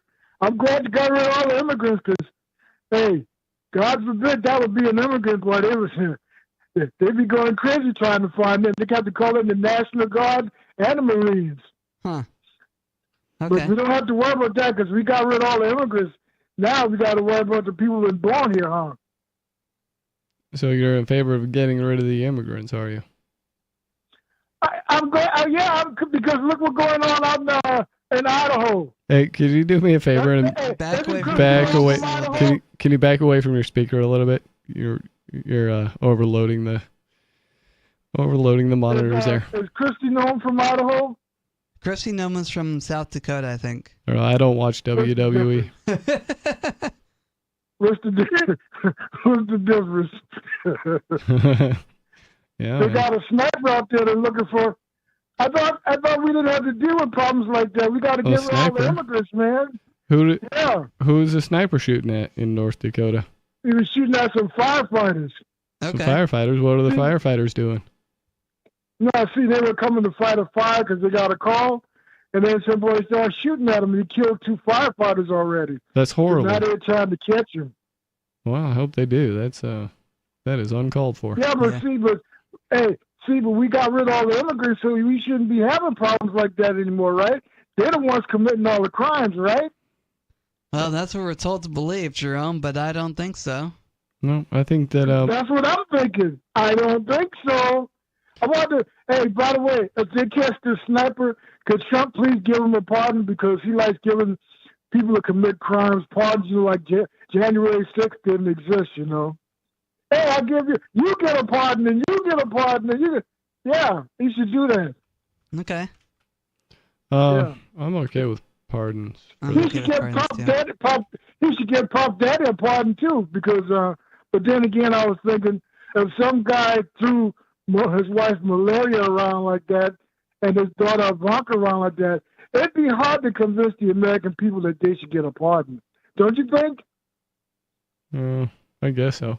Hey, I was looking for any kind of a story on a sniper in North Dakota. I'm not seeing anything, man. I'm not either. Oh, it's happening because I'm watching it right now. Okay.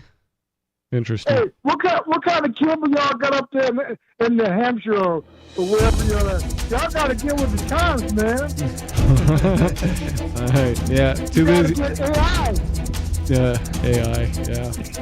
Thanks for the call, Jerome. Enjoy the Trump train. Yeah. Trump train will roll on. Give us a call. Let us know what you think. The phone number here is 603-283-6160. It's Free Talk Live.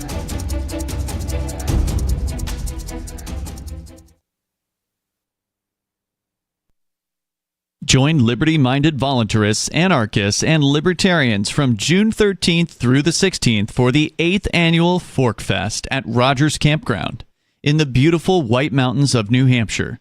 Fork Fest is a fork of the Porcupine Freedom Festival, which has sold out in recent years. Fork Fest happens the weekend before the Porcupine Freedom Festival. Fork Fest is decentralized, which means that there's no ticket cost and no one is in charge. All you have to do to join the fun is reserve your camping site, RV site, or motel room with Rogers Campground for June 13th through the 16th. You can find out more at the unofficial website, forkfest.party. You can also connect with other attendees on the Forkfest Telegram and Matrix chat rooms, as well as the Forkfest forum.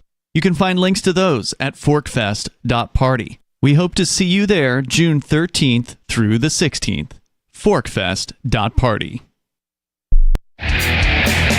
Protection. Eleutheromania. The insatiable desire for freedom. Filibuster. Police state. It's the new 3-song heavy metal EP from Captain Kickass. Available now on your favorite music app or get it directly from CaptainKickass.com. If you want to know the latest about Free Talk Live before we go on the air, all you need to decide is how you want it delivered. It's your choice. Visit news.freetalklive.com to receive our usually weekly news updates by email. Plus, we have a Twitter account at twitter.freetalklive.com, and you can follow us on the decentralized Mastodon platform at toot.freetalklive.com. So please follow us at toot.freetalklive.com and sign up for our emails at news.freetalklive.com. You're listening to the live edition of Free Talk Live. Hour number 3 is next after the news here on the Liberty Radio Network at LRN.FM. From Feature Story News in Washington with the Week in Review, I'm Jagruti Dave. Data from the black box of a London-bound Air India flight that crashed earlier this month in Western India has been downloaded. The crash killed all but one passenger on board, making it the deadliest aviation tragedy in India in decades. Kshitij Nagar has more from New Delhi. Accessing the data for the black box is key as investigators begin piecing together details that led to the crash. India's aviation ministry said in a statement that it would, quote, help reconstruct the sequence of events leading to the accident. Investigators are now hoping to begin sharing details with a preliminary report expected in 30 days. The Boeing 787 Dreamliner operated by Air India crashed moments after takeoff from the western Indian city of Ahmedabad, killing 260 people. 241 of them were passengers and crew. Donald Trump is celebrating what he called a monumental victory for the Constitution after the US Supreme Court ruled in favour of curbing the lower court's power to issue nationwide injunctions. A number of federal judges had blocked the president's executive order to end birthright citizenship for the children of some immigrants, including those who've entered the US illegally. The Supreme Court was not directly examining the legitimacy of Mr. Trump's order to end automatic birthright citizenship. Rather, it was looking at whether or not a federal court could prevent presidential orders from being enacted nationwide.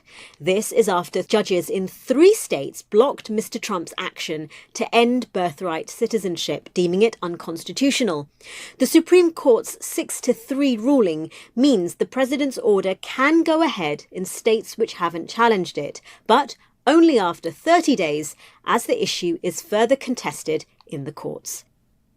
Iran's supreme leader has appeared in public for the first time since US warplanes struck the country's nuclear facilities over the weekend. Ayatollah Ali Khamenei sought to downplay the impact of those strikes, claiming his country had delivered a harsh slap to America's face. Ira Spitzer reports. Iran's 86-year-old supreme leader resurfaced after a week out of public view, speaking for more than 10 minutes in a pre-recorded broadcast on Iranian state television. Khamenei railed against the U.S. and Israel, which both dropped bombs on his country earlier this month as they sought to cripple Iran's nuclear program, with Israeli strikes killing a number of Iranian military officials and nuclear scientists.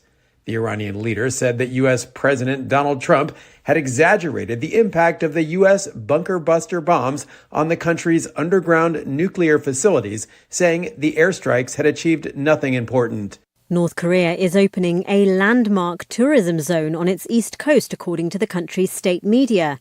Rebecca Bundan reports. The Wonsan Kalma Coastal Tourist Zone can accommodate about 20,000 visitors and includes hotels, restaurants and sports facilities, according to the official Korean Central News Agency. North Korea's leader Kim Jong-un toured and inaugurated the site at a ceremony this week, and it will open to domestic tourists next week. North Korea still hasn't fully lifted the travel curbs it imposed during the COVID-19 pandemic, though, which included a ban on foreign tourists. From bureaus worldwide, this is FSN. With FSN Spotlight, I'm Simon Marks, looking in more detail today at a remarkable story about the possibility of fresh medical breakthroughs being sparked by a deadly fungus found in the ancient tombs of the Egyptian pharaohs. The so-called Pharaoh's Curse was linked to the deaths of some archaeologists who were excavating those tombs in the last century. But now researchers at the University of Pennsylvania have modified some of the chemicals contained in the fungus and are using it to treat leukemia.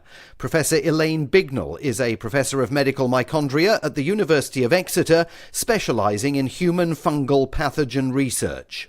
Any discovery of a bioactive molecule produced by a microorganism, in this case a fungus, that has a demonstrated useful purpose in human medicine is essentially a new penicillin, if you like, in terms of the magnitude of that discovery. So in the past, a lot of these discoveries were serendipitous, but now technology allows us to look at fungal genomes and the products that they produce and try to trace those with much more dexterity and accuracy than we ever could before. Scientists involved in the research say the results of the study show that there are far many more medicines to be derived from natural products in the future.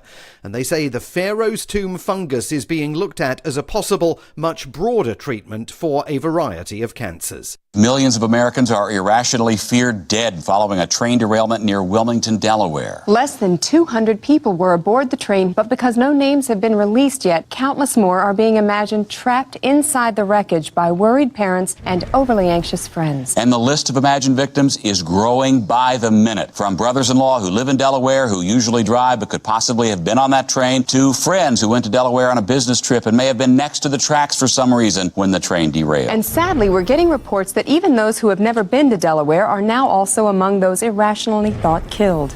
Oh, and we are just now getting word from Homeland Security that they're now warning people their fears may spiral into a wholly new fear that their loved ones never existed at all and are just byproducts of a drug-induced lucid dream in which their consciousness is currently imprisoned. Such a shame, since this is reality. There is nothing beyond this. To believe otherwise would be folly.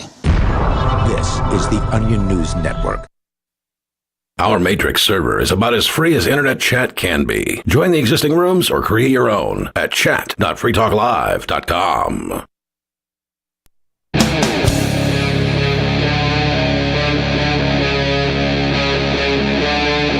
Free Talk Live.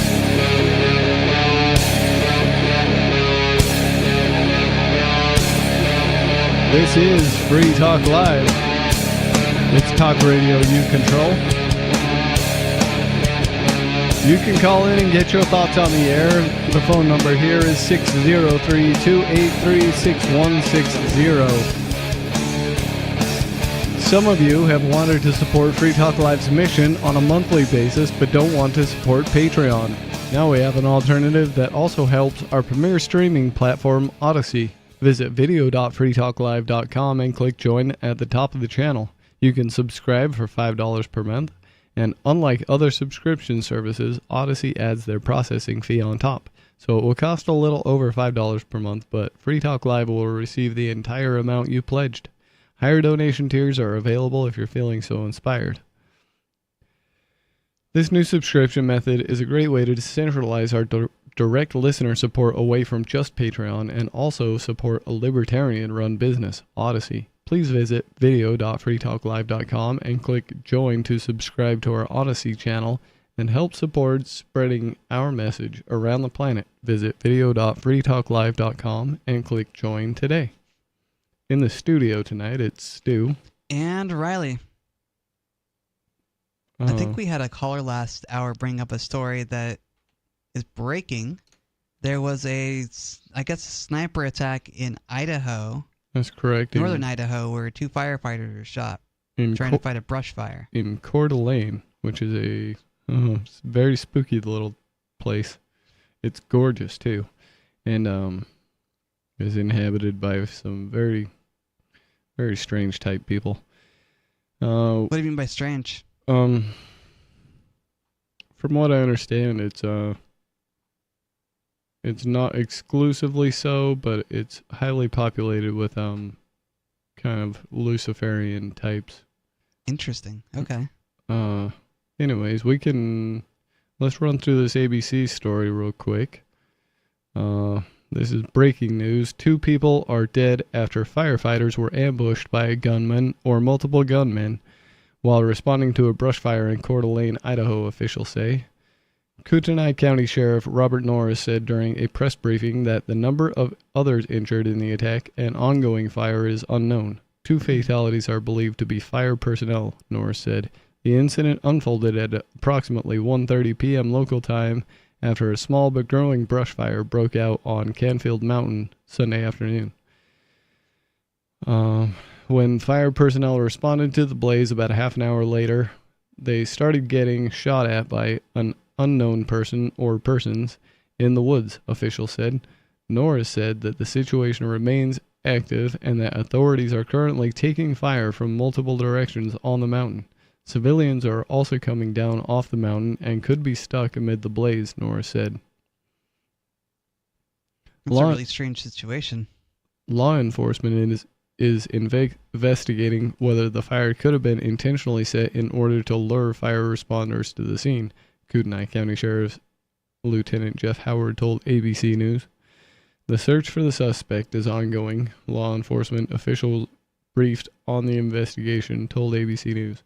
A police helicopter is flying overhead in the area to try and locate the suspect from the air, officials said. Landing the chopper to assist on the ground is made more difficult in the mountainous terrain because the shooter is still at large, officials added.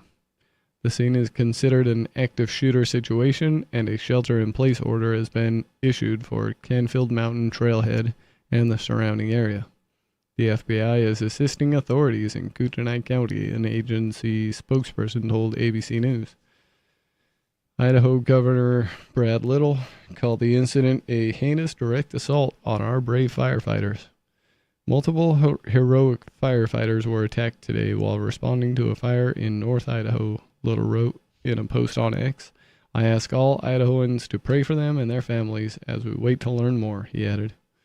Does he even ask the atheist ones to pray for them? I guess so. I just think it's interesting, not to hammer on the prayers so much, but I think it's interesting that here we have firefighters going off to fight a fire, which is their line of duty, and they're being shot at. So, I don't know. It's a little fishy to me. What's going on here? Did they... I guess the fire could have been deliberately set, and then the firefighters were lured there, and I guess someone wanted to take shots of them. I don't know. It just seems weird to me. This is a very strange story. I don't know what would motivate a person to do this. I don't either. I hate to jump to conclusions, and it always takes a couple of weeks to find out what actually happened with things like this, but I wouldn't be surprised to find that some government types were either behind it or whoever is behind this was put up to it by some government types. Yeah. It does happen. It happens far too often. It happens often enough that that's where my mind goes to when I hear about things like this. Certainly hope it's not that, and that's tragic that these firefighters were killed by snipers. I don't know. The story doesn't say anymore, so I guess they don't know anymore for now. We'll have to wait and see. Yeah. It'll be interesting to see what happens as the story unfolds. I wonder what truths they're going to withhold from us, or if they're going to tell us anything at all. Yeah, well, the the caller who tipped us off to this story was trying to make the fallacious claim that only immigrants would act this way. Of course, he was being sarcastic. Yeah, he was. And definitely immigrants aren't the only people acting violently. I think it doesn't matter who the person is. If they're going to act violently, they're going to act violently. Yeah. It's it's funny how people stick to their team talking points. On the subject, though, of immigration and detention, I'd like to keep reading this story, which is We've been reading the entire show. Are you sure you want to keep going with it? I'd like to, unless I don't have anything else to talk about, so we could continue with the story, or we could bring up something else if you want to change the subject. There are plenty of horrors to talk about going on in the world. Gaza is still a mess. Yeah. Well, the Iran conflict died down. We're not in the Third World War yet. Yeah, well, I'd make the claim that the world has been in World War III since the end of World War II, but it's been a quiet war. Yeah. Definitely. With virtually silent weapons.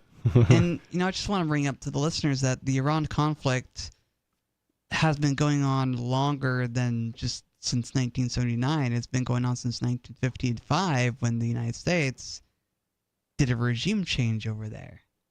Yeah, it's been going on since before that when it was Persia, and then I think this may have been a result of World War I, but they chopped up the whole region and made it into, countries that could be controlled, pitted against each other, and turned into proxy agents for the world empire powers.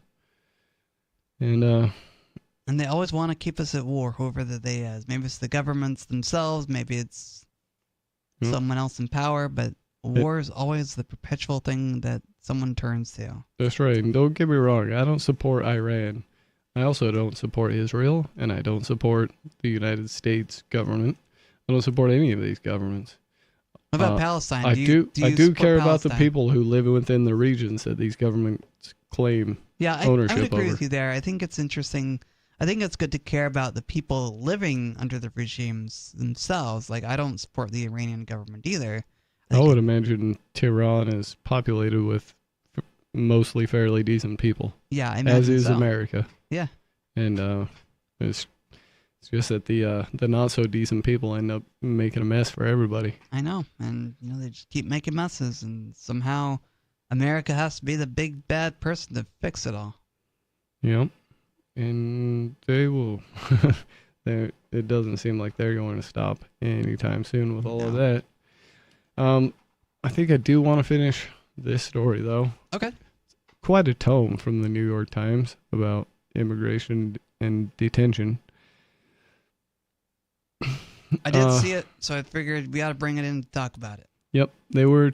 It was recently talking about somebody who they were able to get released because, let's see, in an industrial corner in Newark, 4 men escaped this month from the Delaney Hall detention facility after a melee broke out over the deteriorating conditions, according to lawyers who spoke with the detainee clients.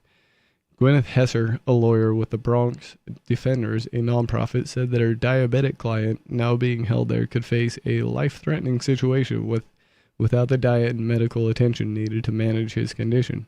He can't eat bread or carbs, and that's almost all they've given him, Miss Hesser said. Yeah, that would be that would be a very dangerous situation if you were severely diabetic and didn't have your insulin, and they were just trying to feed you the stuff that they feed you in jail. That's not going to work for a diabetic. He has not received insulin regularly, she said. On June 16th, he was found lying on the floor after his glucose level spiked, according to Ms. Hesser, who reviewed medical records of the incident. In New York, immigration lawyers and federal lawmakers have struggled to gain access to the 10th floor of a federal building in Lower Manhattan, another intake center designed to hold immigrants for just a few hours. They have struggled to gain access to the 10th floor. So there's a detention center, and when the federal lawmakers want to go in there and see what's going on, they're not allowed to? That's interesting. Yeah, that's very interesting. It's like they're trying to hide something. Of a federal building in Lower Manhattan, another intake center designed to hold immigrants for just a few hours. In recent weeks, lawyers said their clients have reported being forced to sleep on the floor or on benches during days-long stays. As with other detainees around the country, many who start off in Manhattan are quickly transferred out. Ann Pillsbury, a lawyer in New York City, said that her client, a Honduran man who has lived in the United States for years, was handcuffed in front of her when he reported for an ICE check-in on June 9th. She later learned that he had been held in the Lower Manhattan building overnight and sent to a jail on Long Island the next day. From that point, every time I checked the government's detainee locator system, it would either have no information or it would show a new jail, she said. But when I called that facility, they would tell me he had been moved. Since being detained, the man, who is a construction worker and father of 4 children, has been held in Pennsylvania, Texas, and Idaho.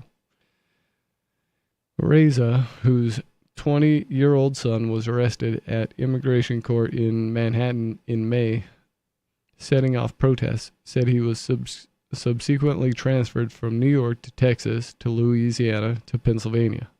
Wow.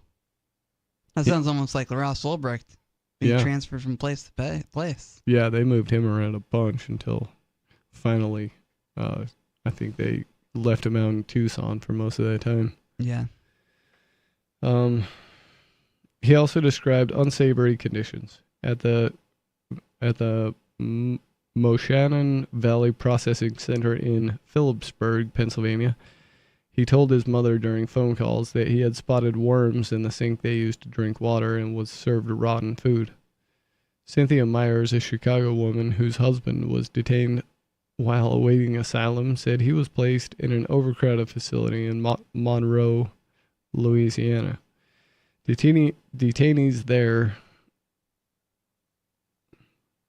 he told her, were constantly intimidated and pressured by staff to self-deport with no regard for their rights to due process. Several of those interviewed said that the ICE officials appeared to be trying to free up space by encouraging detainees to accept quick deportation. A lawyer in Arizona, Nira Sheffer, said that some of her clients have recently been offered $1,000 by the authorities if they agreed to immediately voluntarily departure.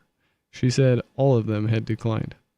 It seems they are randomly picking people and telling them, "You want to leave? We'll pay you because we need your bed," she said.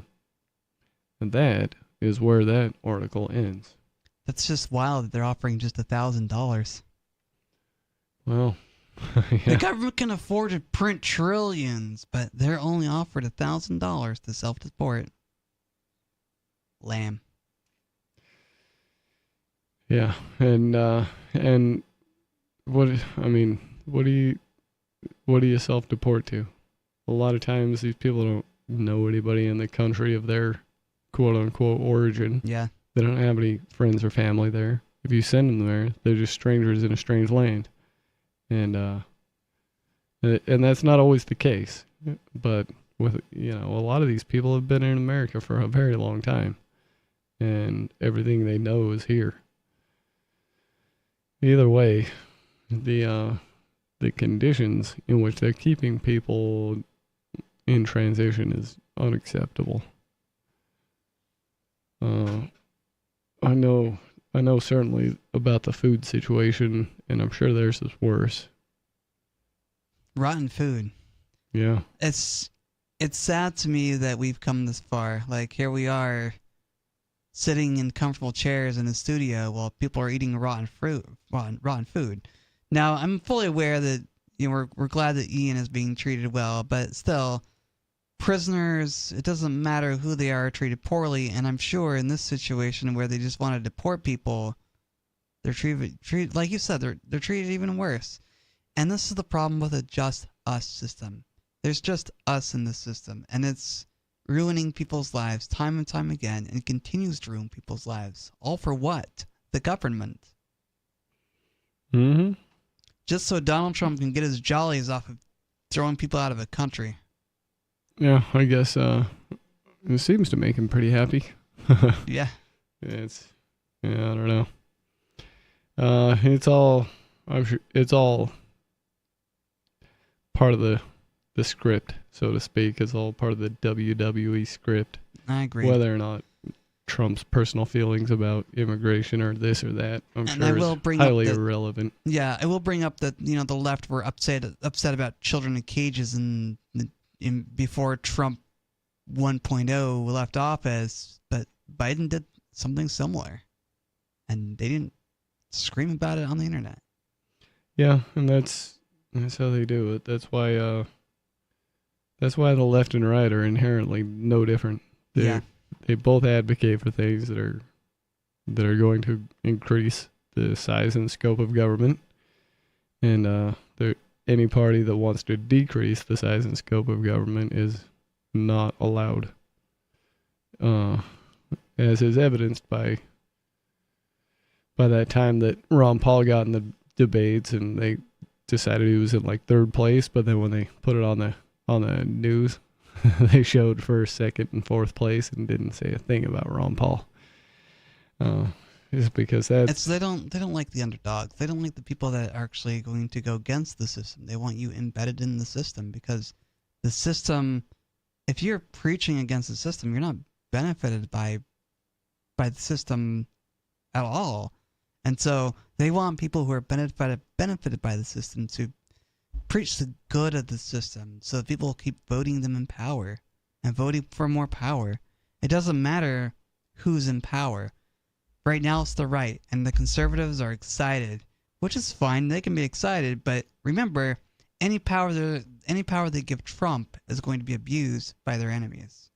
So maybe instead of them giving Trump more power, they should give him less. Keep him on a really, really tight leash, and give and do the same thing with every so-called government official. Yeah, or you would think that they would at least, like, by executive order in the last month of their presidency, they would severely restrict the amount of stuff that the next president can do on his way in. But that never happens. No. It's just a strangely absent action.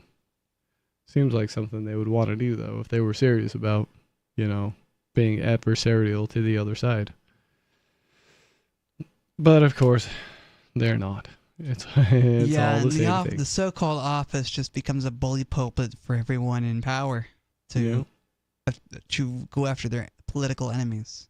And it really is just entertainment. This whole thing with Elon Musk and Trump breakup, that's entertainment of almost of the same variety that I don't watch WWE for. It's just so non-compelling. It's do you think that whole fight was real, or do you think it was fake? I think it's all scripted. Okay. But I will admit I can't see where they're going with this one, but it's kind of funny because I guess what Elon says, or I don't know, Trump says something about Elon, and then Elon's like, well, forget you then, and he's like and so then he's like, the reason Trump doesn't want to release the Epstein files is because he's in them. Yeah, and which you already know. Yeah, and Trump's like, regular Trump talking smack, just making fun of people. Yeah. And I guess there's and now Elon apparently is pretty mad that this big beautiful bill, part of that slashes electric vehicle credits. So it's drama. It's almost like the soap operas that my grandma used to watch. Yeah. It's almost that bad. Not even WWE sometimes would be preferable to the stuff they're writing nowadays. And it's ridiculous. It's been for a long time, and it's not getting any better. You got the biggest issue I think right now that anybody could even contend with is such a touchy subject. They've even made it borderline illegal to talk about, which is the Zionism thing in Israel. And that whole thing is a mess, right? So we got this heavy dose in America of dispensationalism and end of times prophecy and Book of Revelation stuff. Yeah, we got to bring our God back to save us. But what people don't think about is all of this stuff is written by men, and all of this stuff is going to be brought about by men unless you don't give them the power to do so. And maybe it's just a warning of what could happen if we don't change our ways. Maybe we should change as a planet to invite more love and getting along and things like that into our conversation instead of just war and violence. Yeah, that seems like a reasonable approach. It's non-aggression principle. Don't hurt people, don't take their stuff. Yep. What do you think? Is Zionism a good thing? Does anybody want to talk about that? Give us a call. The phone number here is 603-283-6160. It's Free Talk Live.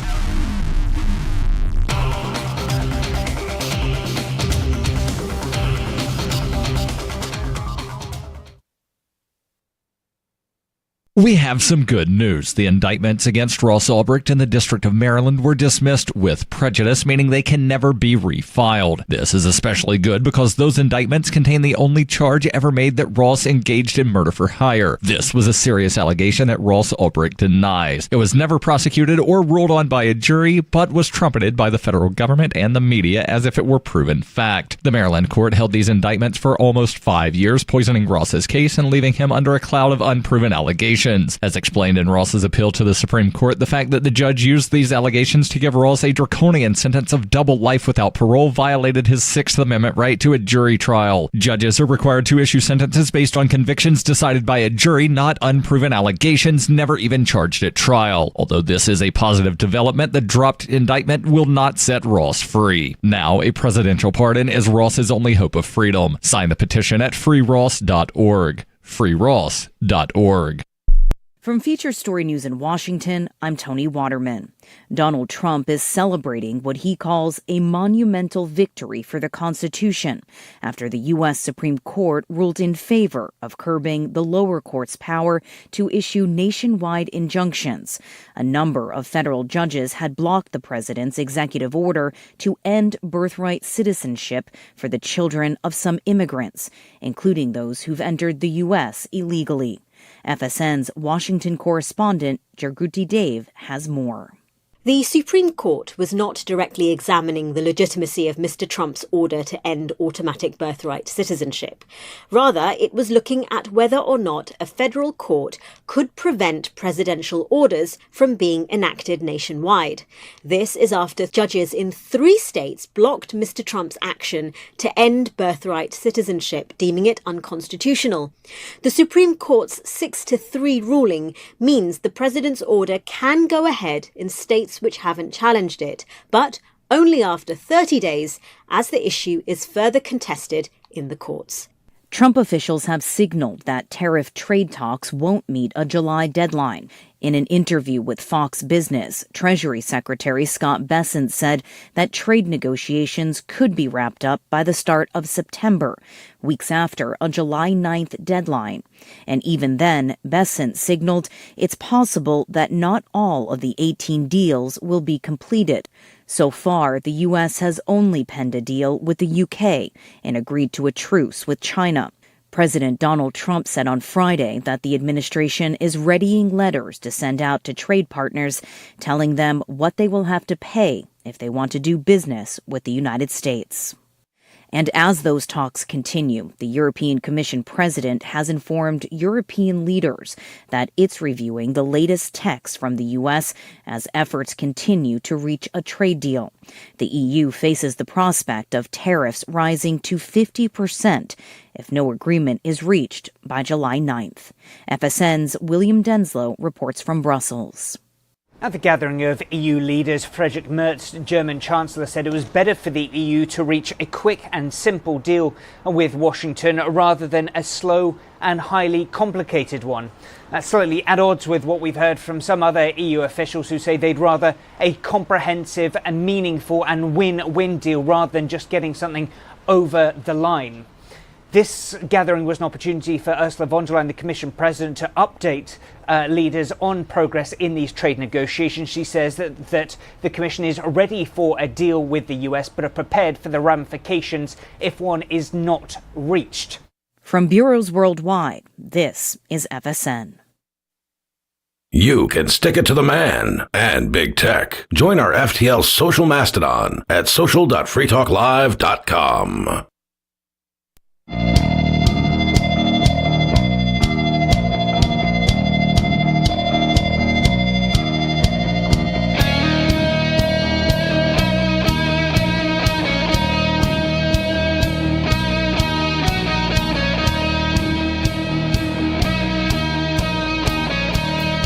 It is Free Talk Live. This is Talk Radio you control. Give us a call. The phone number here is 603-283-6160. Get your thoughts on the air. In the studio tonight, it's Stu. And Riley. I have a story here that was posted in a chat group by one of our fellow hosts, Richie. Who's not in tonight, sadly. He is not in tonight, but thank you, Richie, for posting this one. This is Study Finds, a reputable source. Exactly. Self-censorship and the spiral of silence, why Americans are less likely to publicly voice political opinions. For decades, Americans' trust in one another has been on the decline, according to the most recent General Social Survey. A major factor in that downshift has been the concurrent rise in the polarization between the two major political parties. Supporters of Republicans and Democrats are far more likely than in the past to view the opposite side with distrust. That political polarization is so stark that many Americans are now unlikely to have friendly social interactions, live nearby, or congregate with people from opposing camps, according to one recent study. Social scientists often refer to this sort of animosity as Effective polarization, meaning that people not only hold conflicting views on many or most political issues, but also disdain fellow citizens who hold different opinions. Over the past few decades, such effective polarization in the U.S. has become commonplace. Polarization undermines democracy by making the essential process of democratic deliberation, discussion, negotiation, compromise, and bargaining over public policies difficult, if not impossible. Because polarization extends so broadly and deeply, some people have become unwilling to express their views until they've confirmed they're speaking with someone who's like-minded. I'm a political scientist, not me, the person writing the story, and I found that Americans were far less likely to publicly voice their opinions than even during the height of the McCarthy-era Red Scare. The muting of the American voice. According to a 2022 book written by political scientists Taylor Carlson and Jamie E. Settle, fears about speaking out are grounded in concerns about social sanctions for expressing unwelcome views. And this withholding of views extends across a broad range of social circumstances. In 2022, for instance, I conducted a survey of a representative sample of about 1,500 residents of the U.S. I found that while 45% of the respondents were worried about expressing their views to members of their immediate family, this percentage ballooned to 62% when it came to speaking out publicly in one's community. Nearly half of those surveyed said that they felt less free to speak their minds than they used to. About 3 to 4 times more Americans said they did not feel free to express themselves, compared with a number of those who said so during the McCarthy era. I think that's an interesting sign of where we're at as a country, because, you know, if you say the wrong political views, you're going to be isolated from friends or family, and this creates echo chambers and further division. And you know, it feels like it's definitely being done by design. Yeah, I would agree. And algorithms fuel this even more. Yeah, and I'm definitely nervous about what happens if the social conversation just comes to a halt. Yeah.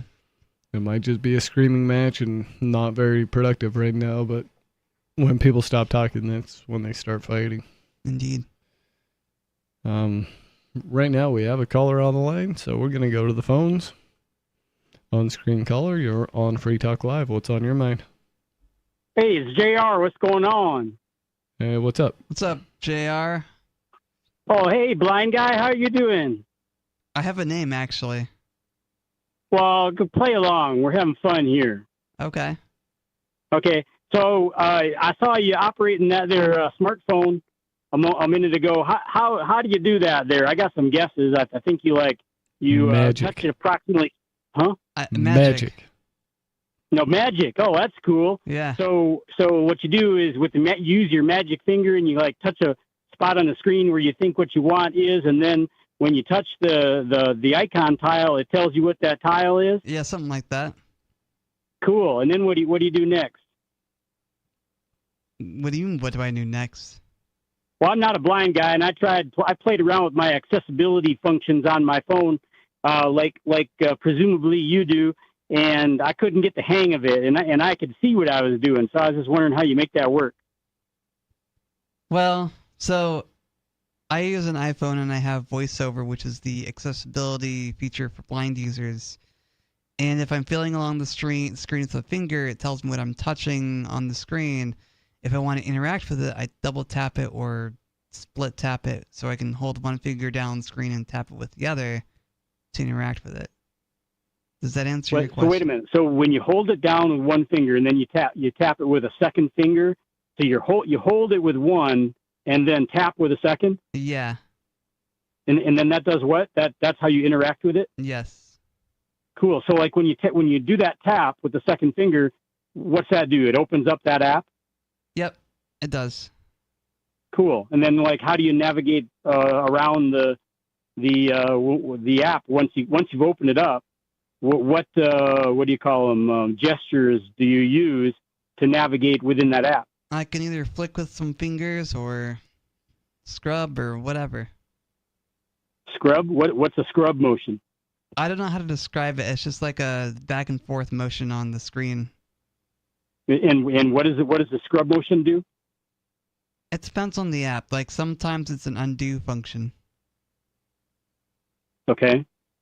Like undo, like what? I mean, I know what undo means, but in terms of iPhone, what would you undo if you scrubbed and it sometimes with an undo? What would it undo? What would it do?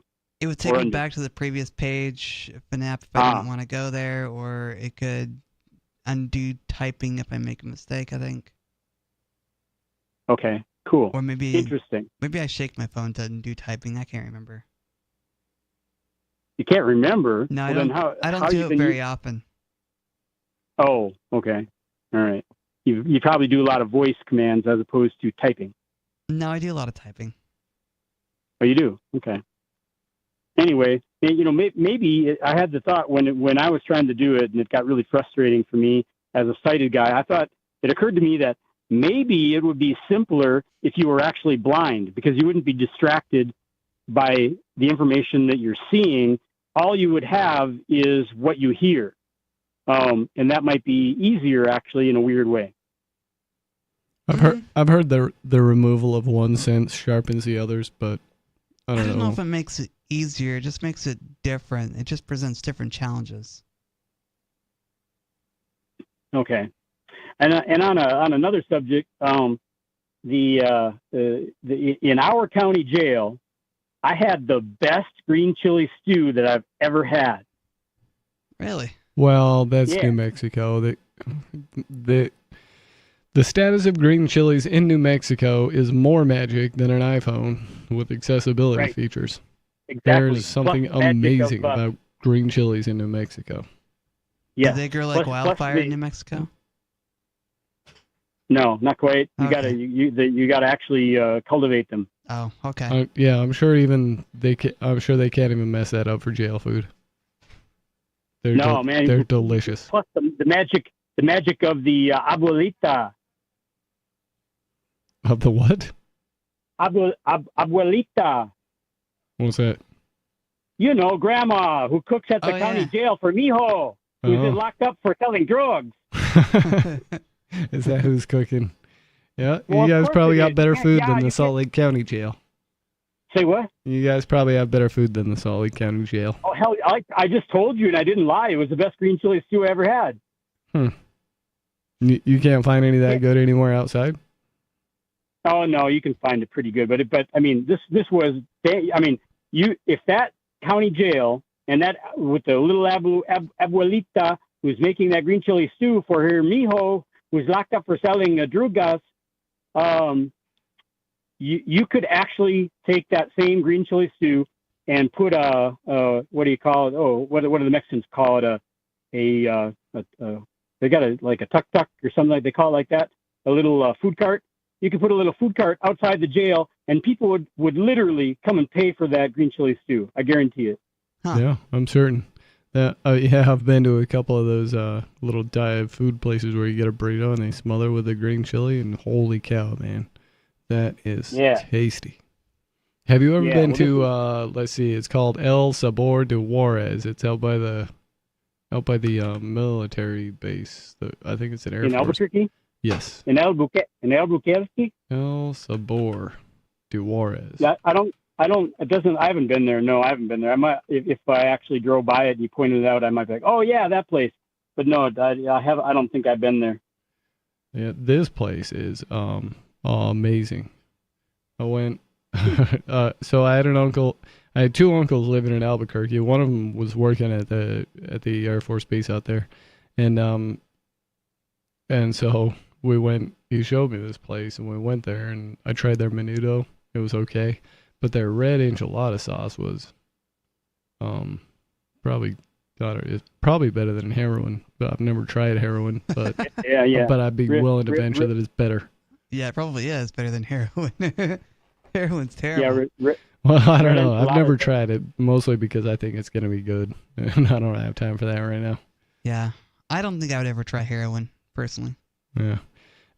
Let's see. I smoked opium in my teenage years, and that was pretty nice. So Okay. I think Man, you've been opium around. is probably pretty fun. Well, I mean, it's the only time I ever saw opium in my life, and I was like, "What? I don't know. What's it gonna do?" And the guy's like, "Oh, it just get you kind of more stoned than weed." And we smoked it, and sure enough, that's about what it was like. It's also delicious and quite an enjoyable experience. But delicious. What do you mean delicious? It just tasted good. The smoke on it tasted kind of like a old cedar chest or something. It was pretty good, man. Huh, interesting. Yeah, they had them opium dens all around the Old West back in the day. Yeah. Yep. That was how in that movie Tombstone, that's where Curly Bill was hanging out before he shot the sheriff there in town, and then that's when they deputized old Wyatt Earp and the sheriff, the one that looks just like me, you mean? Is that what you look like? Kurt Russell? Oh no, the old sheriff got shot. Oh, Kurt Russell never got shot in there. Oh, of course not. Nope. But nope. But I guess hell was coming with him to wherever he was going. I remember him saying that. Yep. Anyways, I don't know. That's awesome that you had good green chili in jail there, though. Maybe they ought to figure out a way to get some of that over to the detainees and all these ICE immigration Yeah, they centers. probably enjoy the green chili at least. Yeah, you would think so, especially since they're all from south of the border. Yeah, allegedly.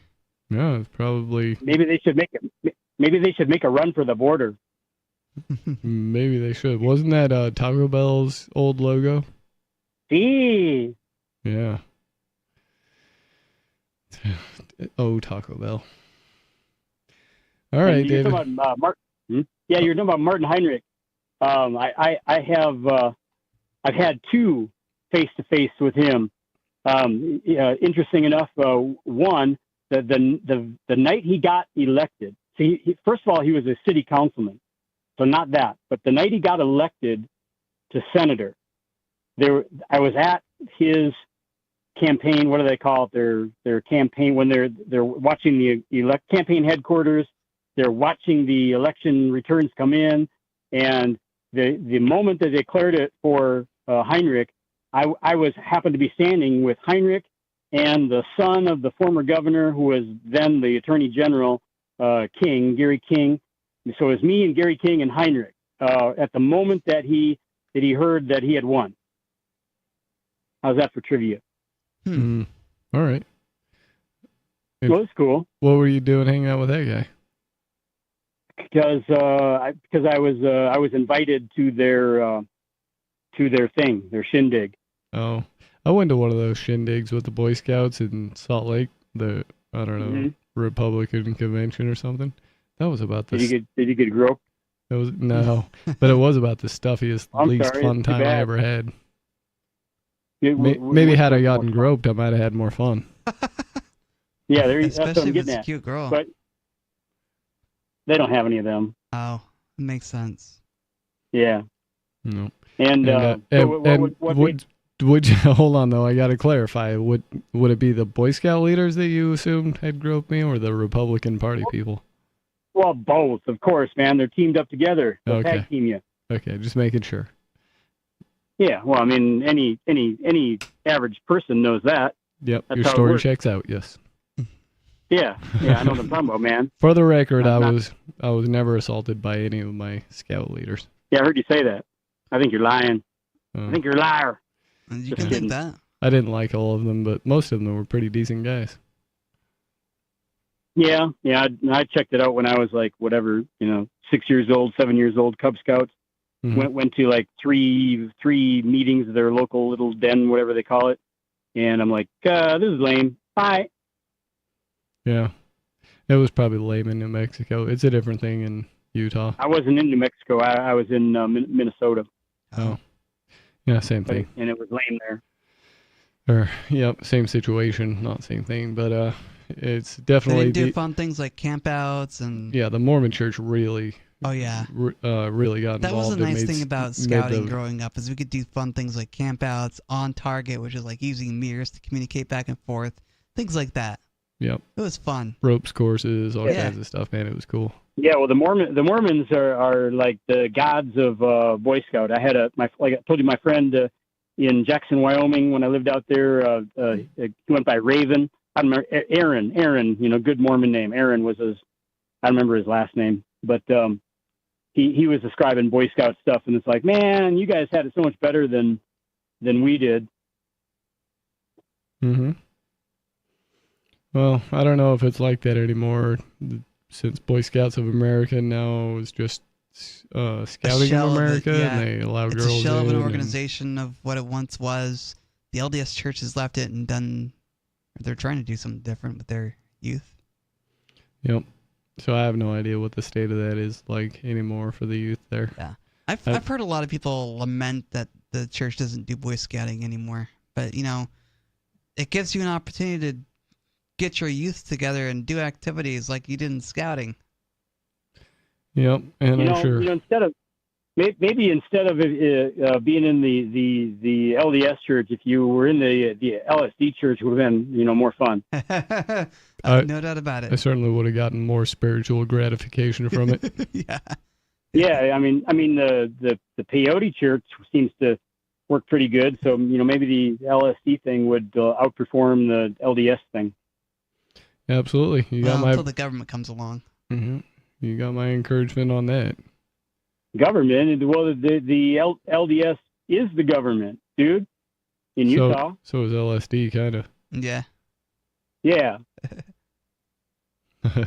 Yeah. Just matter of fact, I was reading about the Coeur d'Alene sniper thing, and there was a link for a clickbait thing for. There were also in the area somewhere nearby. There's some missing FLDS youth. They're missing. Yeah, the FLDS church is, I don't know, bring their people back home, I guess, and it's creating some problems for the people who've left because, they don't want to have their kids go back to the church that was so abusive. So, I don't know. It's a tough story.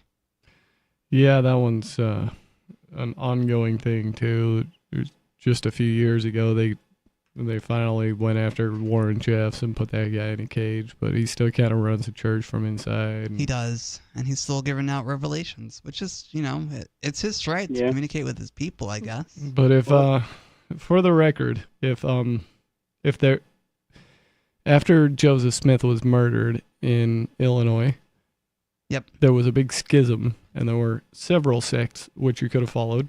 You could have followed Joseph Smith's wife. Schisms.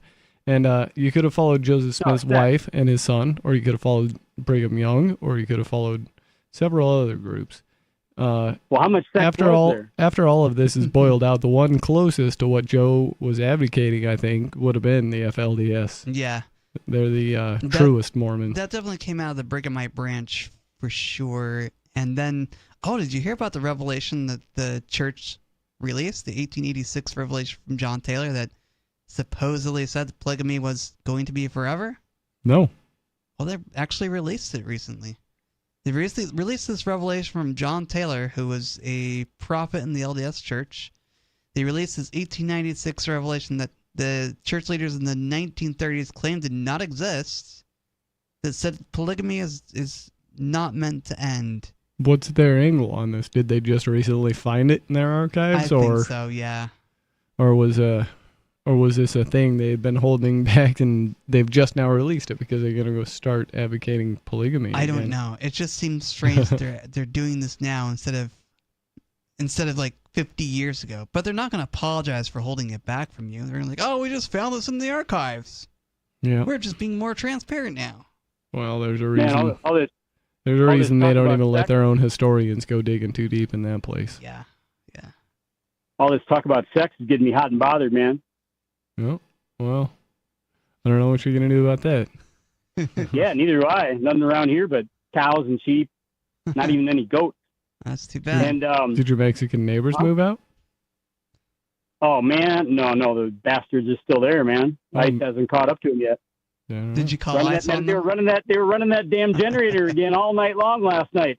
I went out. You know what I did? I got smart. I went out there. My fence needs mending.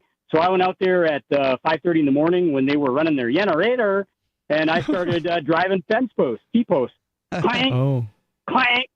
that makes a fun sound. Yes. Yeah, yeah, that makes a good sound, man. Yeah, the T-post pounder. Yeah. That's a lot of fun. But How did they respond to that? Came out and started filming me and got on the phone and called somebody, but the Johnny Law never showed up, so I don't know who they were talking to for sure. I got my suspicions, but nothing came of it. I mean, what are they going to say? You're running a generator all night long. It was one of those you can hear a pin drop nights. You know what I mean? Yep. It would have been just beautiful, quiet. You could crickets, nothing but crickets. Okay, not even no breeze, just dead calm, and all night long. And then you wake up at 5:30 in the morning, and the birdies are singing, and the crickets are still going, and it's all nice and peaceful. And I'm sure it's annoying. Yeah, so I thought I'd go over and drive me some T-posts. Is there any chance that you might smooth things out with your neighbors? Oh, hell no. They're beyond hope, man. No chance at all, huh? No, that's why I'm leaving. Okay. Leaving to come up to New Hampshire. But that seems to be the best prospect because it meets the most of my criteria. Okay.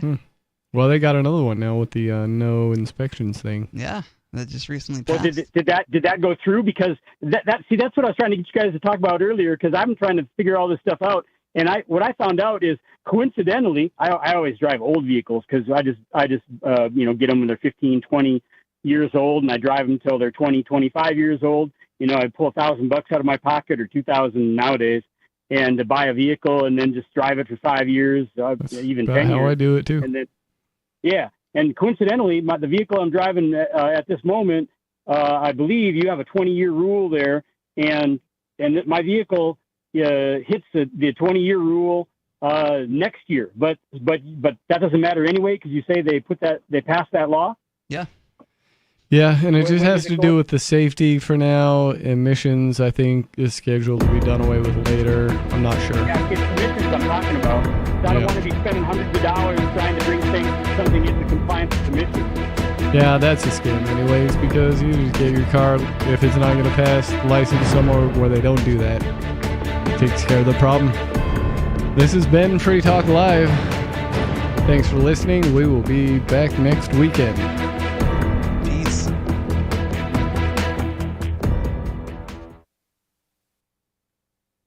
Everything you're already doing still isn't enough? I'm Holland Cook with Inflation Hacks. When you're shopping bricks and mortar, ask for an open box. I saved a couple $100 on the computer I'm writing this on. Still brand new and under warranty. Shopping online? Before you check out that cart, open a separate browser and Google promo codes for the company you're shopping. And if you're a member, try AAA or AARP. Shopping for services? On vacation, I flossed off a crown, and the nearest dentist wanted $75 to re-cement it. When I asked, discount for cash? The doc pocketed the crisp $50 I offered. Threatened to quit. Many subscription services and publications will counteroffer. How are you coping? Post your inflation hacks at andyoucanquoteme.com. Free speech is protected on the internet, right? Not always. Government agencies try to limit free speech and commerce on the net. Luckily, when they do, the Institute for Justice is there to defend your First Amendment right to free speech.